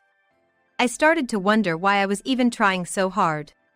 My mother-in-law injured her leg, so she needed help with bathing and moving around. Even though a helper comes once a week, it was just too hard, and I was reaching my limit. One day, as I was trying to get her out of bed, it happened. Here we go, ouch. A sharp pain shot through my back. I threw my back out. Thrown out back? Yeah. The doctor said I need to rest for a while. Who's gonna take care of mom? Huh? I thought he'd at least ask if I was okay. But there was no sign of concern from my husband. Now I have another person who needs care. You're useless. I'm not doing anything. I'm sorry. I lay in bed and covered my face. I didn't want him to see me crying. True to his word, he really didn't do anything. I pushed myself to do the housework. Please, I really can't take care of your mother right now. I pleaded with my husband multiple times, and finally, he agreed to call the helper more often. What a waste of money. He muttered. When my back started to get better, I noticed his cell phone left on the desk. It wasn't locked, and the screen was still on. I accidentally saw it, and it was a confirmation screen for a trip reservation. He had booked a weekend getaway for two at a hotel with spa. Hey, I accidentally saw this, but are you taking me on a trip? Maybe he does care about me after all. But that was a huge mistake. Trip? No way I'm going with you. What? I'm going with someone from work. It's your misunderstanding. How embarrassing, sorry. I felt utterly miserable. 2 weeks later, my husband left me and my mother-in-law and went on the trip. He left early in the morning, all excited, and I just watched him silently. Then the next day, as I heard a loud noise at the front door, my husband rushed into the living room looking frantic. Welcome back. What's up? Why are you so excited? I got a lover 18 years younger pregnant. Divorce me. What? Excuse the interruption. A woman, clearly in her 20s, peeked out from behind him. And you are? I'm Mirabelle from the same company as Tom. Your husband has always taken good care of me. She introduced herself with a bright smile, her skin glowing radiantly. So, of course, you'll agree. You don't have a choice. I paused for a moment, then said, "Fine. Then I won't be coming for the caregiving anymore." That's how it goes. After the divorce, my mother-in-law and I would be complete strangers. This Mirabelle would take over the caregiving instead. But my husband had an incredibly selfish argument. "No, you'll keep caregiving till the end. I'm skinny and have no muscle, I absolutely can't." "Right. If someone delicate like you did caregiving, you'd get hurt." He hugged Mirabelle's shoulder and pulled her towards him. He didn't care when I hurt my back. I realized there was no love left for me from my husband. That's fine, right? After all, you're unemployed. I might as well pay you something like minimum wage. That's impossible. Huh? What do you mean impossible? Are you refusing? Yes, it's impossible. Because your mother. Don't blame Mom. My husband slammed the desk with all his might. For the first time, my usually non-violent husband showed aggression. I instinctively stepped back. Getting smart with me, huh? You need this kind of treatment. He raised his hand above his head, about to strike me. That's when it happened. Stop it! My mother-in-law shouted loudly, stopping my husband in his tracks. Mom, you can walk? There she stood, using a cane and standing on her own legs. My husband was shocked to see his supposedly wheelchair-bound mother standing. Right now, that doesn't matter. What's going on here? Questioned by his mother, my husband snapped back to reality. She's saying she won't take care of you anymore. That's right. Because I've decided to go into a nursing home. A nursing home?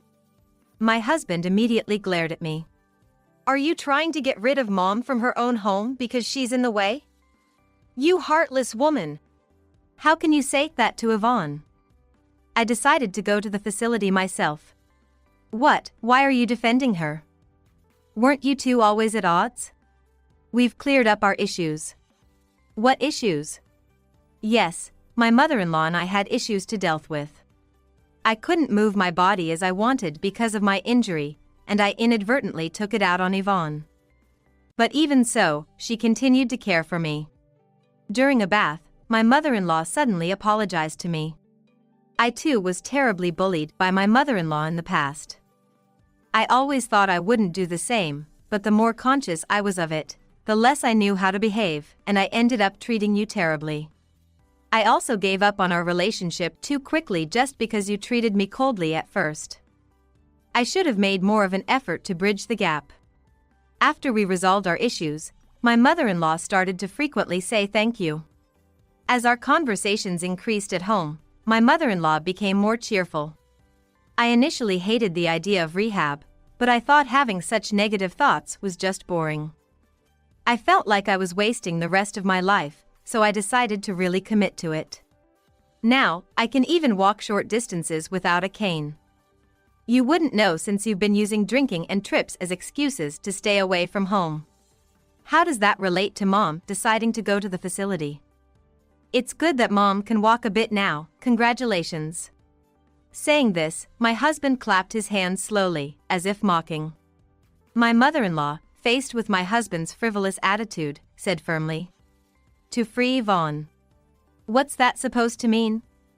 It's like you're saying she's been imprisoned against her will. Well, isn't that the case? You pushed her to take care of me alone while you messed around. Enough with the jokes. I'm not joking. Mirabelle and I are seriously dating. That's right, that's why we're planning to get married. Shut up, you mistress. What? How can you say that to Mirabelle? You're the reason I decided to move into the facility. That way, even if we divorce, Yvonne won't have to take care of me anymore. I didn't want to burden her any further. When my mother-in-law first told me this, I said she didn't need to worry about me and didn't have to move into a facility. But once she made up her mind, her decision was firm. I've decided to use the money from selling this house and my savings to move into the facility. You won't get a penny from me. You sold the house? My husband gaped, repeating my mother-in-law's words. Yes, it's an old house, but it sold for more than expected because of its good location. What, you really sold it? Are you kidding me? What are we gonna do now? I was planning to kick Yvonne out and live here with Mirabelle. In my husband's mind, he probably saw a future of living happily in this house with his new wife. But that dream quickly shattered. So we can't live in this house? Where are we supposed to go? Mirabelle grabbed Tom's arm and started complaining. Tom said we wouldn't have to pay rent because we have a house, and we'd eventually get your mom's estate, so it didn't matter if I didn't work too hard. I quit my job, you know. You quit your job? When did this happen? As soon as I found out I was pregnant. And you did that without discussing it with me? What? You want a pregnant woman to work? No, that's not what I'm saying. The conversation between the two veered off in a different direction with no signs of returning. Just as I was about to intervene, Tom looked towards his mother. Why would you make such an important decision without consulting me first? I'm your son. You should have talked to me, not her. If he had known, he would have done everything to stop it, wouldn't he? Does he really not understand that? You too. Me? Suddenly pointed at, I tilted my head. Yes, you. Why didn't you stop her? Yvonne tried to stop me. But I was the one who wanted to go to the facility. Blaming her is completely wrong. Tom seemed frustrated, his lips quivering as he ran out of ways to blame me. I shouldn't be the one to say this, but the way you treat Yvonne is truly awful. That's why I've been saying I want to free her from this house ever since I found out you were cheating. Mom, you knew? Since when? About a month ago. I thought your behavior was suspicious, so I hired a private investigator. They delivered evidence to the house when you were at work and Yvonne was out shopping. My mother-in-law had managed to hire a private investigator through online searches and had the evidence of Tom's affairs shown to me beforehand. You were eventually going to tell Yvonne about the divorce, and when I move into the facility, she can be free. It was all part of my plan. Even so, going to a facility you didn't want? Oh, I never said I didn't want to go. After visiting the facility she was planning to move into, my mother-in-law actually liked it very much. Being a sociable person, she seemed excited about being in a place where she could meet others her age. And this facility is practically like a condo. It has 24-hour nursing staff, each room is a private room with a lock, and the privacy is perfect. How much does such a luxury nursing home cost anyway? That's a secret. Don't mess with me. Tom suddenly raised his voice at his mother. I could just keep leaving the caregiving to this woman and save all that extra money. What's this about a luxury nursing home?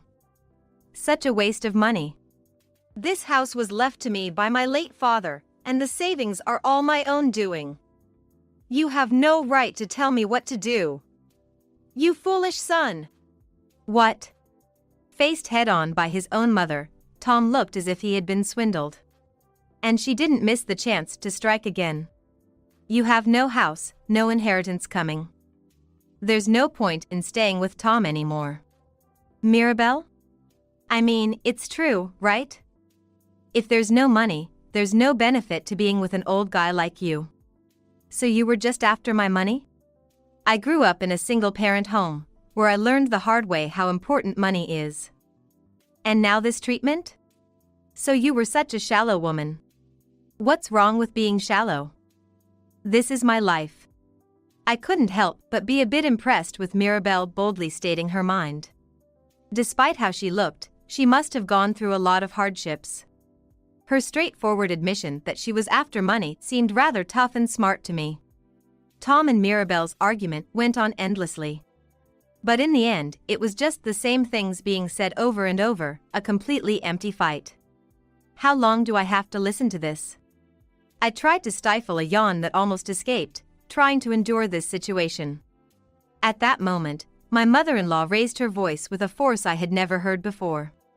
Enough! If you're going to fight over pointless things, do it outside. This is already decided. Whether you like it or not, I'm going to the facility. That's final. Under my mother-in-law's pressure, the two of them stopped dead in their tracks. I also caught my breath in surprise. So my plans are ruined. And now I'm losing my childhood home, too. Can you believe this? Oh no, our marriage is off then. Mirabelle sighed as she told Tom. What about the child? You said you quit your job. There's no way you can raise a child alone as a woman. I'm going to terminate the pregnancy. Are you serious? Very serious. I just found out I'm pregnant, and there's still time to have an abortion. The abortion consent form requires a partner's signature too. I will never sign it. That's fine. I'll just get one of my guy friends to sign it. I won't allow it. Don't think you can just break up with me now. Tom seemed extremely invested in Mirabelle, his determination to remarry her palpable. Seeing her son like this, my mother-in-law staggered a bit, seemingly shocked. Mother, don't strain yourself. Please sit down here. Or would you like to go back to bed? No, I'll keep going until I sort out these two hopeless people. It seemed like her eyes were saying she'd do whatever it takes to drive Tom and Mirabelle away. Mirabelle, don't rush this decision. Think it over again, okay? Tom seemed to have switched tactics to gently persuading Mirabelle. He looked like a neighbor trying to feed a stray cat that's hissing at him. However, this approach only backfired with Mirabelle. Creepy. Annoying. If I said I'm going to do it, I will. I'm not marrying you. Don't make me say it again. There's no point being with a broke old man. Getting cocky just because I'm being nice. You, just a temp worker. Tom, outraged, raised his fist. As if he was going to hit Mirabelle. That clearly wasn't right. I quickly grabbed Tom's right hand that was about to swing down. What are you doing? Let go. She's pregnant. Violence is absolutely not okay. Shut up. No. Tom pushed me so hard that I fell to the floor. I almost hit my head on the corner of the dining table. Yvonne, are you hurt?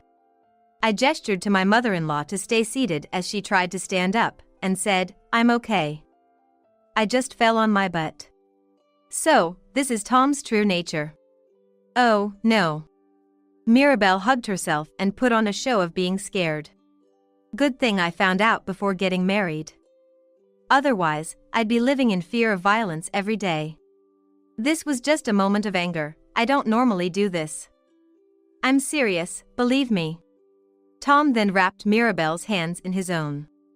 Though it looked like a scene from a drama, in reality, it was just a 42-year-old man clinging to a 24-year-old woman. It was not a pleasant sight to behold. Enough already. Mirabelle forcefully shook off Tom's hands and stepped back from him. If you keep pressing this, I have my plans too. Plans? If things don't work out with you, I'll tell the company you forced yourself on me. Don't mess with me. We were officially dating. Besides, who would believe the word of a temp worker like you? With this, everyone will believe me. Saying that, Mirabelle pulled out her cell phone from her designer bag and began tapping on it with her perfectly manicured nails. Then a voice started playing from the phone. After work, let's go to a French restaurant. I've made reservations at a nice place. What is this? I planned to use this recording to blackmail you if things didn't work out. I never thought I'd actually need it, but here we are. You were recording our conversations. Tom's face went pale instantly. Sure enough, anyone listening would think Tom was seducing Mirabelle. The kids these days are scary. The audio continued to play. Thanks for your hard work. I'll give you a massage. How about we go out for drinks, just the two of us afterward? You're staying over tonight, right? Stop it, stop it. This is unfair. Your voice is cleverly cut out. You were keen on it too, weren't you? What are you talking about? You. That's not all. There's this too. Mirabelle manipulated her phone again, this time turning the screen towards Tom. Curious, I peeked over and saw it was a text message exchange between Tom and Mirabelle. I read aloud from the top. I had fun today. I'd like to go out for a meal, just the two of us again, not after work but on a weekend. Tom had sent this message, to which Mirabelle had not replied, probably to avoid leaving evidence. So, instead of replying to my messages, you approached me directly at work.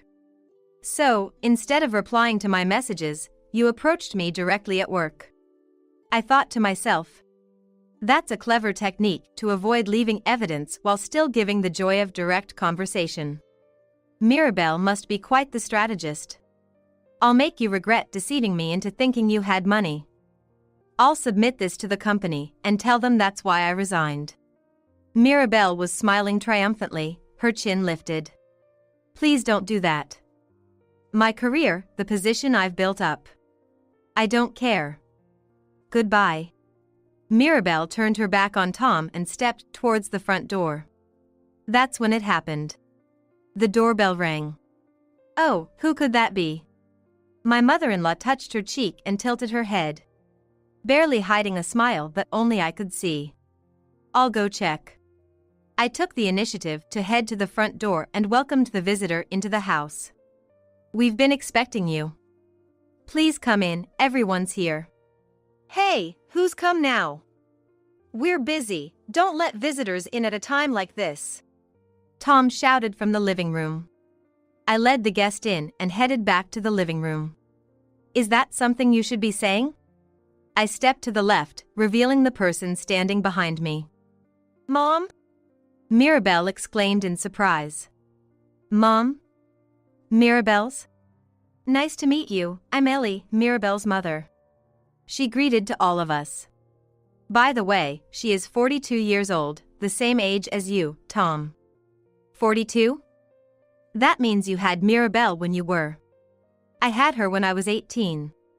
Ellie, Mirabelle's mother, clearly had the presence of a strong woman, having raised a child on her own from a young age. Why is your mother here? Yvonne kindly told me everything. That you were trying to steal someone's husband after an affair. Mirabelle glared at fiercely, took a step back. Thanks to the mother-in-law who did the infidelity investigation, I found out it was you who was the other woman when my husband and Mirabelle went on a trip. I contacted Ellie during that time. Mirabelle, you didn't tell your mom you were involved with a married man, did you? As if I could say that. Are you stupid? Mirabelle. Damn. If Yvonne hadn't told me, I would have been deceived. Thinking my daughter was marrying a married man. Really, just like your divorced father. Ellie said sharply to Mirabelle. Apparently, Mirabelle's father had disappeared after an affair. I couldn't get child support, and since I didn't have much education, I had to work multiple part-time jobs to get you through high school, and this is the result? At Ellie's words, Mirabelle bit her lip and looked down. And you too, Tom. Yes? Called by name, Tom straightened up like a schoolboy. Did you enjoy dating a girl 18 years younger than you, even getting her pregnant while being married? Ah, well, that. Like a frog being stared down by a snake, Tom was frozen in place. I've wanted to have a proper conversation with you for a while, so I asked to be invited here today. I came as soon as I got the call earlier. Thank you for coming? Don't joke. Ellie slammed the table, causing Tom's shoulders to jolt in surprise. It was funny to see Tom, who usually works assertively at a major company, shrink in front of a woman his own age. You'll be held responsible for this. Responsible, you say? Child support, of course. Why do I even have to state the obvious? Mirabelle has said she won't marry you, so you'll be supporting this unemployed woman, right? Since you're the father of the child she's carrying. No, I was thinking of actually marrying Mirabelle. Absolutely not. Which is it? Our living room had turned into total chaos. Tom insisting on remarriage, Mirabelle refusing to marry, Ellie demanding child support, whether they would marry or not. My mother-in-law and I were completely out of the loop. Ellie finally put an end to the situation. I'm taking Mirabelle back with me today. Yvonne, Grandma, I'm truly sorry for any trouble we've caused. Ellie apologized to us. The only good thing was that Ellie turned out to be a sensible adult. Come on, Mirabelle. We're leaving. Wait, Mom. That hurts. Hurry up. You good for nothing. Ellie forcefully pulled Mirabelle's hand and left our house. The chaos earlier seemed like a lie as silence fell in the living room. Those of us left behind were quietly looking at each other, wondering who would speak first. Tom was the first to break the silence. Yvonne. He spoke awkwardly to me, clearly exhausted and defeated. Then, seemingly seeking sympathy, he said this. Should we try again? You must be joking. I'm not joking. I probably can't remarry Mirabelle. If things stay like this, I'll be divorced. You don't know how a single man is viewed in the workplace. So, it wasn't about loving me, but rather for his job, for himself. I'm appalled. How could you think I'd agree after hearing that? Don't you feel sorry for me? I might not even have a home to return to. Not at all? You're really a she-devil. If that's the case, then you are a real fool. Just because it benefits you, you get all cocky. Fine. Then at least convince your mother. Convince her of what? To stop her from selling the house. She might listen to you now. I will not. My mother-in-law spoke up. Why don't you speak up instead of whispering, so we can all hear you? Well, because... Pathetic. Yvonne, you can do as you please from here. Thank you, Mother. What are you planning to do? I took a piece of paper from the shelf and gently placed it on the table. Divorce papers. Sign them quickly. My section was already filled out. After a long pause, he signed, as if giving up with a trembling hand. Thank you. I'll submit these to the office. Thank you for everything up to now. Thus, our divorce was finalized. After the divorce, I continued to live with my mother-in-law and care for her until she moved into the facility and the house was handed over. Yvonne, truly, thank you for everything. As my mother-in-law spoke as if it were a farewell for this life, I smiled. Don't say such lonely things. I plan to visit you at the facility, so please don't refuse to see me. Oh, what should I do? My mother-in-law and I laughed over a warm cup of tea. By this time, her legs had improved further, and she could walk freely around the house with the aid of a cane. As for my ex-husband Tom, he managed to avoid having his affair exposed at work thanks to Mirabelle's evidence, but in return, he ended up living with Mirabelle and Ellie. Tom had no home to return to, so he had no other choice. It seems they decided not to terminate the pregnancy after all. But by the time the baby is an adult, Tom will be 60 years old. That's no joke. From now on, Tom will have to keep working for his new family. And then, I managed to get re-employed. The cosmetics company I thought I had left for good rehired me. After hearing from a former colleague that I was looking for work because of my divorce. I'm grateful to be working in a familiar environment again. Busy as I am, feeling like a part of society again is very fulfilling. Tomorrow I'm going to visit my mother-in-law, maybe I should buy some cream puffs. She really likes the ones from that shop. Today is Friday. I rush home carrying a gift for my mother-in-law. I wonder if she would like it. From now on, I've decided to enjoy life to the fullest, while also making time to visit my mother-in-law.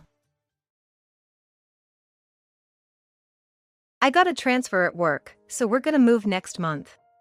Does that mean I have to transfer schools? I threw this direct question at my parents. Then my mom burst out laughing and said, "It's just me, your dad, and your sister moving. We don't need a monster in the house." I was at a loss for words over such harsh comments that seemed unbelievable coming from my own parents. You embarrass us.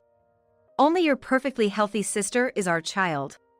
When my father's transfer was confirmed, my parents, thinking of me as a burden because I was born without one arm, disappeared with just my sister. A few months later, I was left in the care of my grandparents. Well then, Dad and Mom, please take good care of Kristen from now on. Goodbye, Kristen. Despite the unlikely chance of seeing each other often, my parents left me with my grandparents as if they were just going on a 3-day trip. After seeing off my father, mother, and sister, I broke down in tears. Seeing this, my grandfather said, "Don't worry. They're the ones who'll regret this." 8 years later, I would come to understand the meaning of my grandfather's words. My name is Kristen. I am currently 26 years old. I've been living with my grandparents for the past 8 years.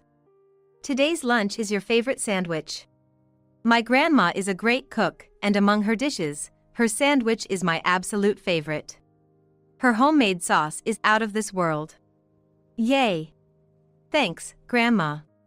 It's delicious, I said with a smile. After finishing his meal early, my grandfather asked, "Aren't you going to play chess with me today, Kristen?" "I will after I finish Grandma's meal." "Just wait a bit." This is how it always is with my kind and talented cook of a grandmother and my chess-loving grandfather. It's not that my parents got divorced or died in a car accident. Both of them are alive and well, living happily with my sister. The main reason I live apart from my family is probably because of my arm. I was born without a left arm. It's a congenital condition. Having been born this way, I've never really felt it was a handicap. This is normal for me. But even though I see it that way, others reacted differently.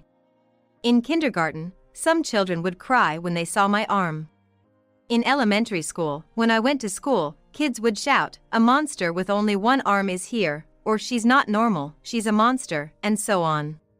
Perhaps because of this, I didn't make any friends in kindergarten or elementary school. It wasn't that I was blatantly mistreated, but everyone treated me as if I were untouchable. Once I reached junior high school, my peers began to understand me better, and the teasing stopped. I even started making a few friends.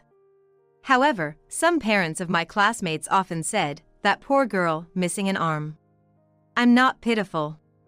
This is my uniqueness, I would loudly say now. But back then, I resigned myself to thinking there was nothing I could do about it. Yet, there was one person who always supported me.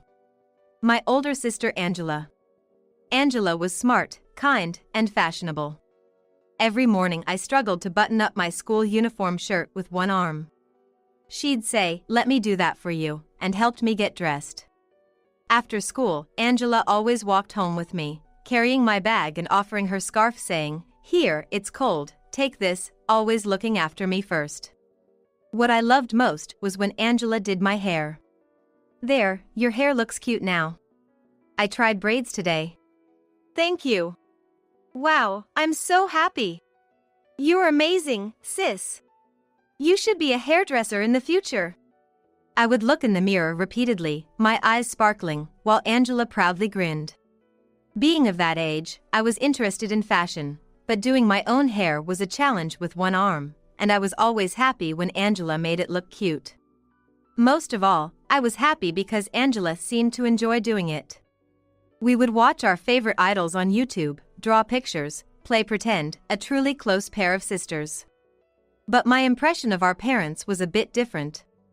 Both of my parents cared deeply about appearances. From a young age, Angela and I were constantly told how girls should be, to the point it became grating. Dad would buy expensive cars to look good, and Mom dressed in beautiful clothes. Despite not being a wealthy family, my parents always stretched beyond their means, often grumbling about money at home. They also gossiped about neighbors, that person is divorced, or that child went to a good college, always overly concerned with appearances. Perhaps for them, my existence wasn't something to celebrate. Now I can bathe alone, but as a young child in elementary school, I couldn't. Either Angela or my parents would bathe me daily, washing my body and hair. Bathing with Angela was fun because she talked a lot, but with my parents, it was different. "All right, let's wash your hair," they'd say and roughly scrub my head. Sometimes their nails would hurt, or they'd leave soap in my hair, always careless. After washing, they'd throw a towel at me and leave without a word. At home, I could manage drinks from easy pour packets or the water dispenser, but when we were out, I sometimes drank bottled water. If I asked Dad to open it, he'd click his tongue before reluctantly helping me. Whenever I asked for help, he'd mutter, "What a hassle." I tried to accept it, but it still made me sad. Yet, I never disliked my parents. "What shall we do today?" "What would you like to eat, Angela?" "I'd like pasta." It's easy for Kristen to eat too. On Sundays, our family of 4 often dined out. I was indecisive and struggled to choose what to eat, so Dad, Mom, and Angela usually picked the place. I watch with a smile as the 3 of them discuss what they feel like eating, saying things like "I want to eat this" and "I'm in the mood for this today." While I enjoyed eating delicious food outside, what I cherished most was the time spent eating together as a family, happily facing one another. One day, while at a restaurant, I overheard a family seated next to us. "Mom, why doesn't that person have an arm?" It was a scorching hot day, and I was wearing short sleeves, which made my missing arm immediately noticeable. The child seemed genuinely curious. They spoke loud enough for us to hear. Then, what appeared to be the child's mother began to explain. "Hey, that person has a medical condition. Missing an arm is scary. Why don't they have it? Everyone normally has 2 arms. Why don't they?" "You shouldn't stare like that. They aren't normal, that's why they don't have an arm," the mother said. It's common for people seeing my arm for the first time to whisper about it. But internally, I felt a bit down, thinking, "Not normal? Well, this is normal for me." Hearing this, my sister Angela said, "Kristen, don't worry about it. You're no different from anyone else. Here, your favorite salmon, eat up," comforting me kindly. I tried to hide my feelings, but Angela could tell. Contrastingly, my parents began, "It's embarrassing, Kristen. Try to hide it more when we're out, right? You attract too much attention. We need to book a private room when you're with us." They were always overly concerned with appearances. This response wasn't surprising. But Angela scolded them, "Mom, Dad, how can you say that?" I was happy Angela stood up for me, but I didn't want her to fight with our parents because of me, so I intervened. "It's okay, sis, thanks. But I'm sorry, Mom and Dad. I'll be more careful next time." "That's good. Eat up." "Okay." Angela looked skeptical, but I pretended nothing was wrong and continued eating. However, from that day on, I seemed to be left out of family outings. "All right, let's go. Kristen, you stay home." I was left home alone. At first, Angela thought it was just a coincidence that she didn't come, but as the weeks passed and it continued, she asked, "Hey, Mom, Dad, why has Kristen been staying home lately?" With a slightly pained expression, they replied, "Remember at the restaurant, the family next to us made fun of her?" It seemed to really hurt Kristen. Kristen's a girl of her age. If she doesn't want to go, we can't force her, blatantly lying. Still unyielding, Angela suggested, "Then let's stop going out and order takeout to eat at home together. It's more fun with Kristen around." Her words made me tear up a bit. She really is a caring sister. But my parents countered, "Angela, if we said we're not going because of Kristen, wouldn't that make her feel worse?" Exactly. It'd be sad if Kristen couldn't act normally. "Right, Kristen?" They looked at me sharply, pressuring me. Angela, standing behind my mother, couldn't see her face. Frightened by my mother's demonic expression, I shrank back. "You shouldn't defy your parents. I can't live on my own.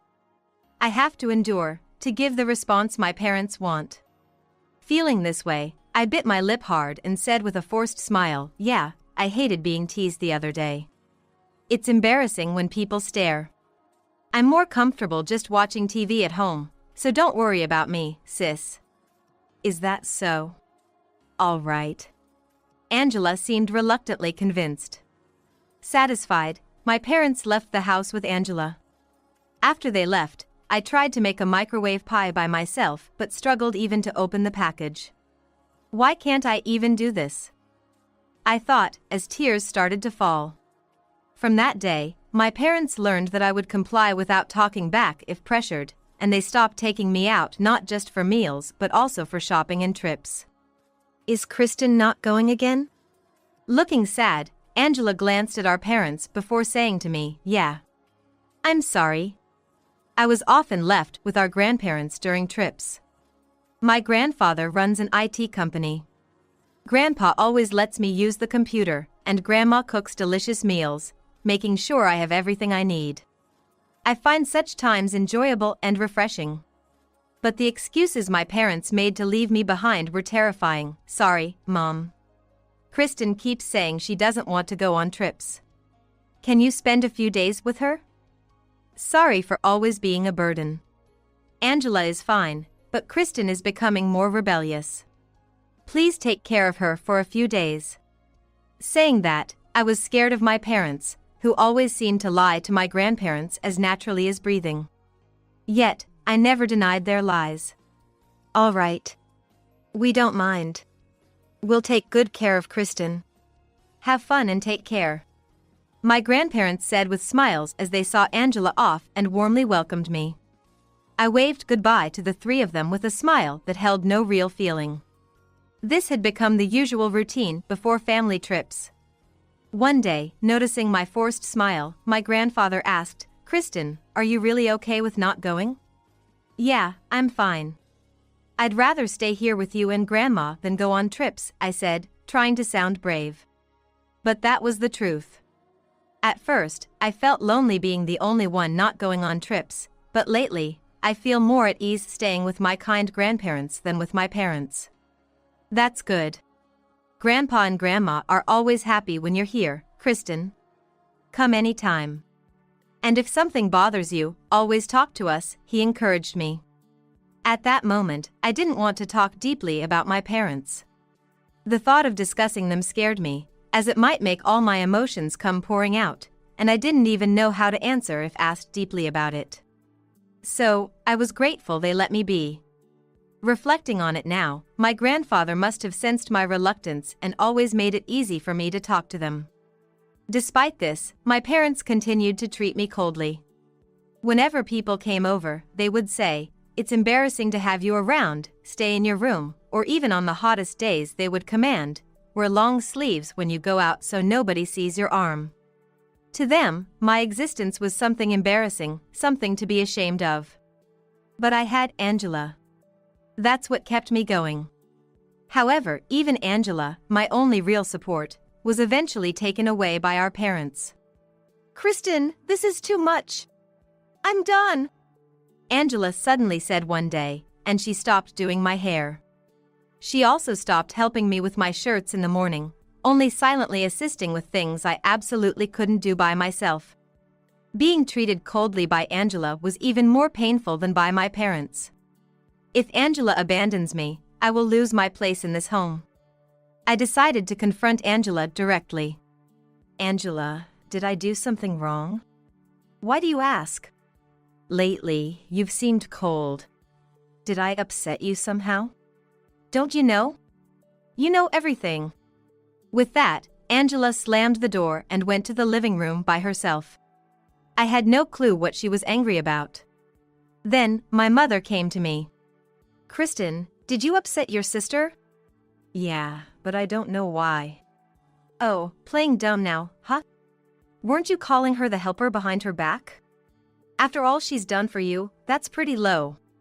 Disgusted by my mother emphasizing my disability, I denied it. "What? No, I never said that. I love Angela. I'm grateful to her, and I would never say such a thing. It was me. I told her you said that to your friends at school, so I got angry on her behalf. Naturally, she's upset." My mother's eerie smile sent shivers down my spine. "Oh, I see." I realized then. My parents must be feeding Angela lies to ruin our relationship. To her, our parents are kind and important. And she believes what they say. From then on, even when I tried to talk to her, Angela was cold. Not knowing what lies my parents had told her, I couldn't defend myself, and the rift between us deepened over time. Before, Angela would do things for me without being asked, but now she wouldn't unless I asked her directly. Gradually, it became harder to rely on her, and I truly felt like I had no one on my side. It became difficult even to go to the living room, and I spent most of my time in my room. As usual, I stay home alone on weekends.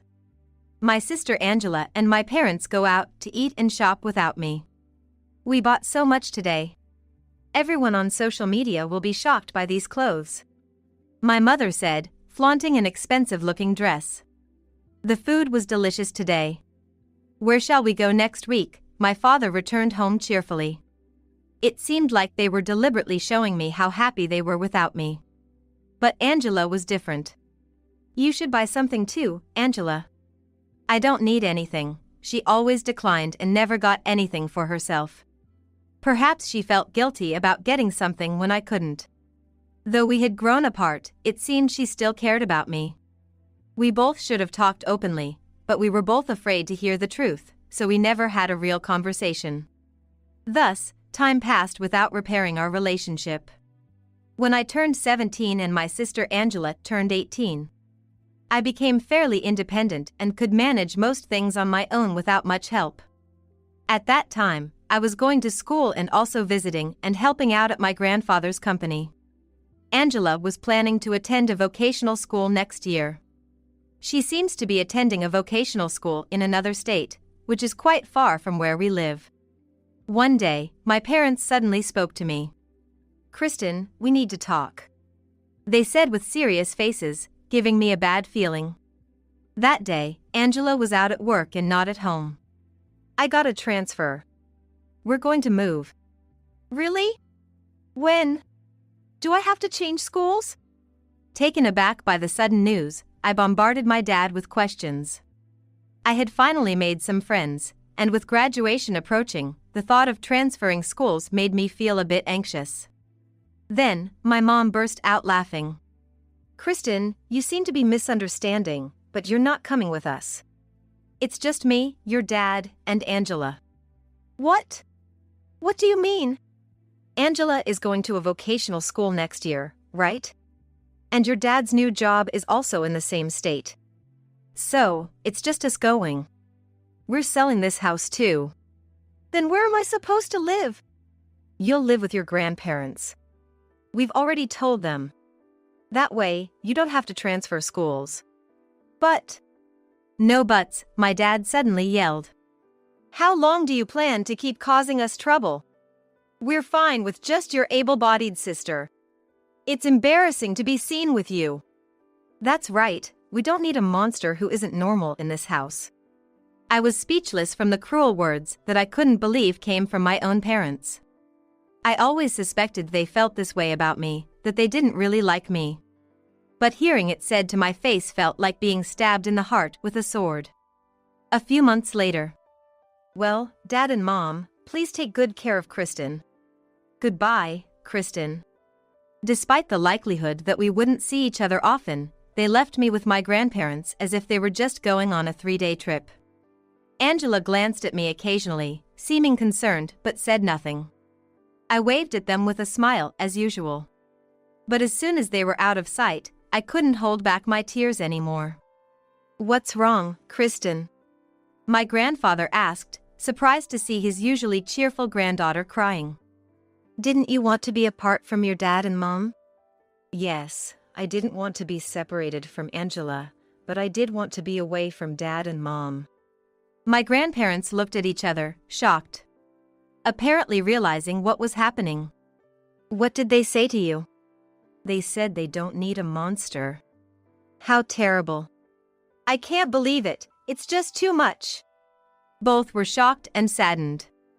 This was the first time I had ever spoken about my parents, and it felt like a dam had burst inside me, unleashing a flood of tears. Seeing me like this, my grandfather stood up as if he had made a decision. "Kristen, it's okay. You don't have to worry about anything. They are the ones who will regret this." "Huh?" It took me 8 years to understand what my grandfather meant by those words. 8 years after being abandoned by my parents. I now live with my grandparents at 26 years old. My grandfather has retired but still supports the company as a chairman. I started working at his company right after high school graduation.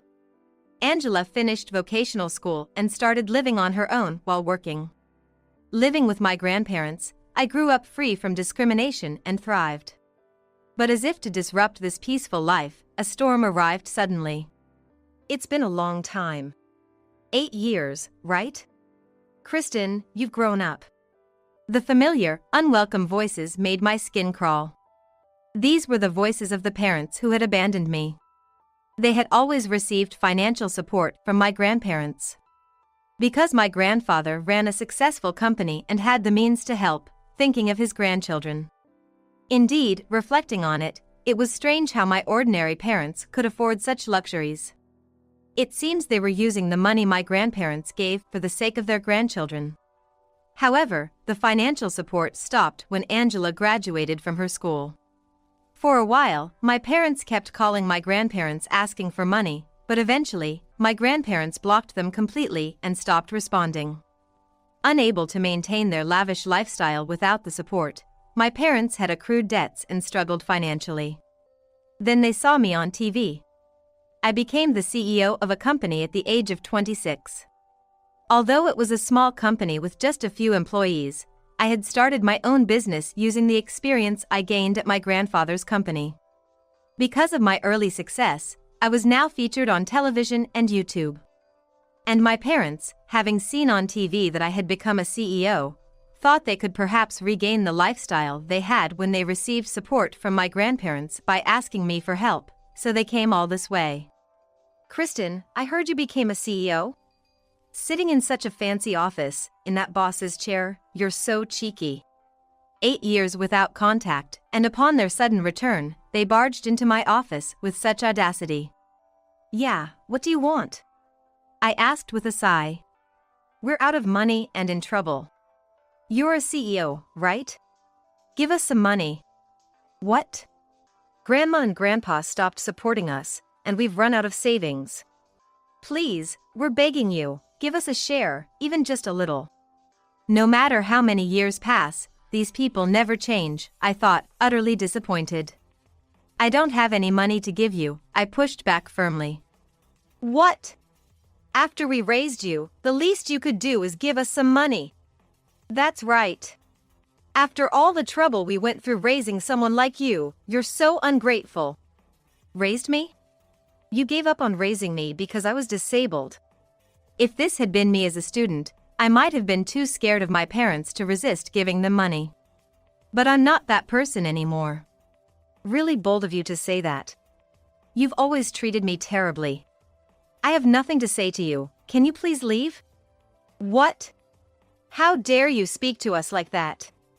This is an order. Give us the money. They demanded, as if trying to extort me. But I would not be intimidated. If you keep this up, I'll call the police. Don't ever come near me or my grandparents again. I warned them, dialing 911 on my phone to show them I was serious. The word police remains a frightening threat at any age. Fine. We'll ask Angela then. We were fools to rely on a monster like you. They scoffed, storming out of my office. Just then, someone stopped my parents. Mom, Dad, what are you trying to ask me? Angela. They were shocked to see my sister, who they did not expect to be there, and were speechless. Next you ask me for money after Kristen, after you already tried our grandparents. I don't have any money to give to toxic parents like you. Toxic parents! They never expected such words from Angela. Their faces paled as they processed her words. I've known everything since 8 years ago when you separated from Kristen. I was shocked to learn how awful you were. At first, I was devastated, but relieved to hear Kristen never said anything bad about me. That's not true. She did say bad things, right, Dad? Yeah, Kristen always used to speak poorly of Angela. They lied, still trying to manipulate the situation. But Angela no longer believed their words. Still lying, how despicable. Well, I don't care. When I graduated from vocational school and realized I didn't have to live with you anymore, I was overjoyed. In fact, after we separated, I had told my grandparents about the rift with Angela, and they had explained everything to her. Thanks to them, any misunderstandings between us were cleared up, and we returned to being as close as we had been before. I had even offered Angela a job at my company, but she chose to pursue her dream of being a hairdresser, which she had since she was young. Still, she visits my company occasionally after work. Today, Angela was at my company after her shift when our parents loudly barged in. We had been talking, and to surprise our parents, I had Angela step out of the room. Why are you two together? Kristen and I are still close. I don't want anything to do with parents who call their own daughter a monster. Me neither. I don't want anything to do with you ever again. No way! As our parents hesitated to leave the office, our grandparents arrived and said, "Our grandchildren don't want you here. Leave now. And we also will never interact with you again. Got it?" They scolded them with fury. While my grandfather stood boldly, my grandmother started chanting, "Evil's out, get out." It was such a surreal scene that Angela and I looked at each other and burst out laughing. Eventually, our parents were driven out and disowned by both our grandparents and us. I don't know where they are or what they're doing now, but when they stormed into my company, they were already burdened with debt, so I'm sure they're living a tough life. Curious, I asked my grandfather, "Hey, Grandpa, how did you know 8 years ago that my parents would regret their actions?" "Kristen, you've been coming to my company since you were a student, right? Even back then, I knew you were smart and quick to understand, always thinking on your feet. I always thought you'd grow up to be someone who could lead others," he explained. It warmed my heart to realize Grandpa had always been watching over me. "Thank you." Oh, it's nothing. "All of this is the fruit of your own hard work. You really did well." His words made me tear up again. A few days later, I was at Angela's hair salon. "I feel like a change, maybe a shortcut." "A shortcut for you? That's rare. Want to keep your usual beige color?" "Yeah, that's fine. Make it cute, okay?" "Got it," she said, and started cutting my hair. I had always thought Angela was meant to be a hairdresser since we were kids, and even now, as adults, she still made my hair look great. She truly is a wonderful person. "There, all done. Look how cute it turned out," Angela said proudly, making her signature proud face like she used to. "Thank you, Angela." And like this, Angela and I remained close.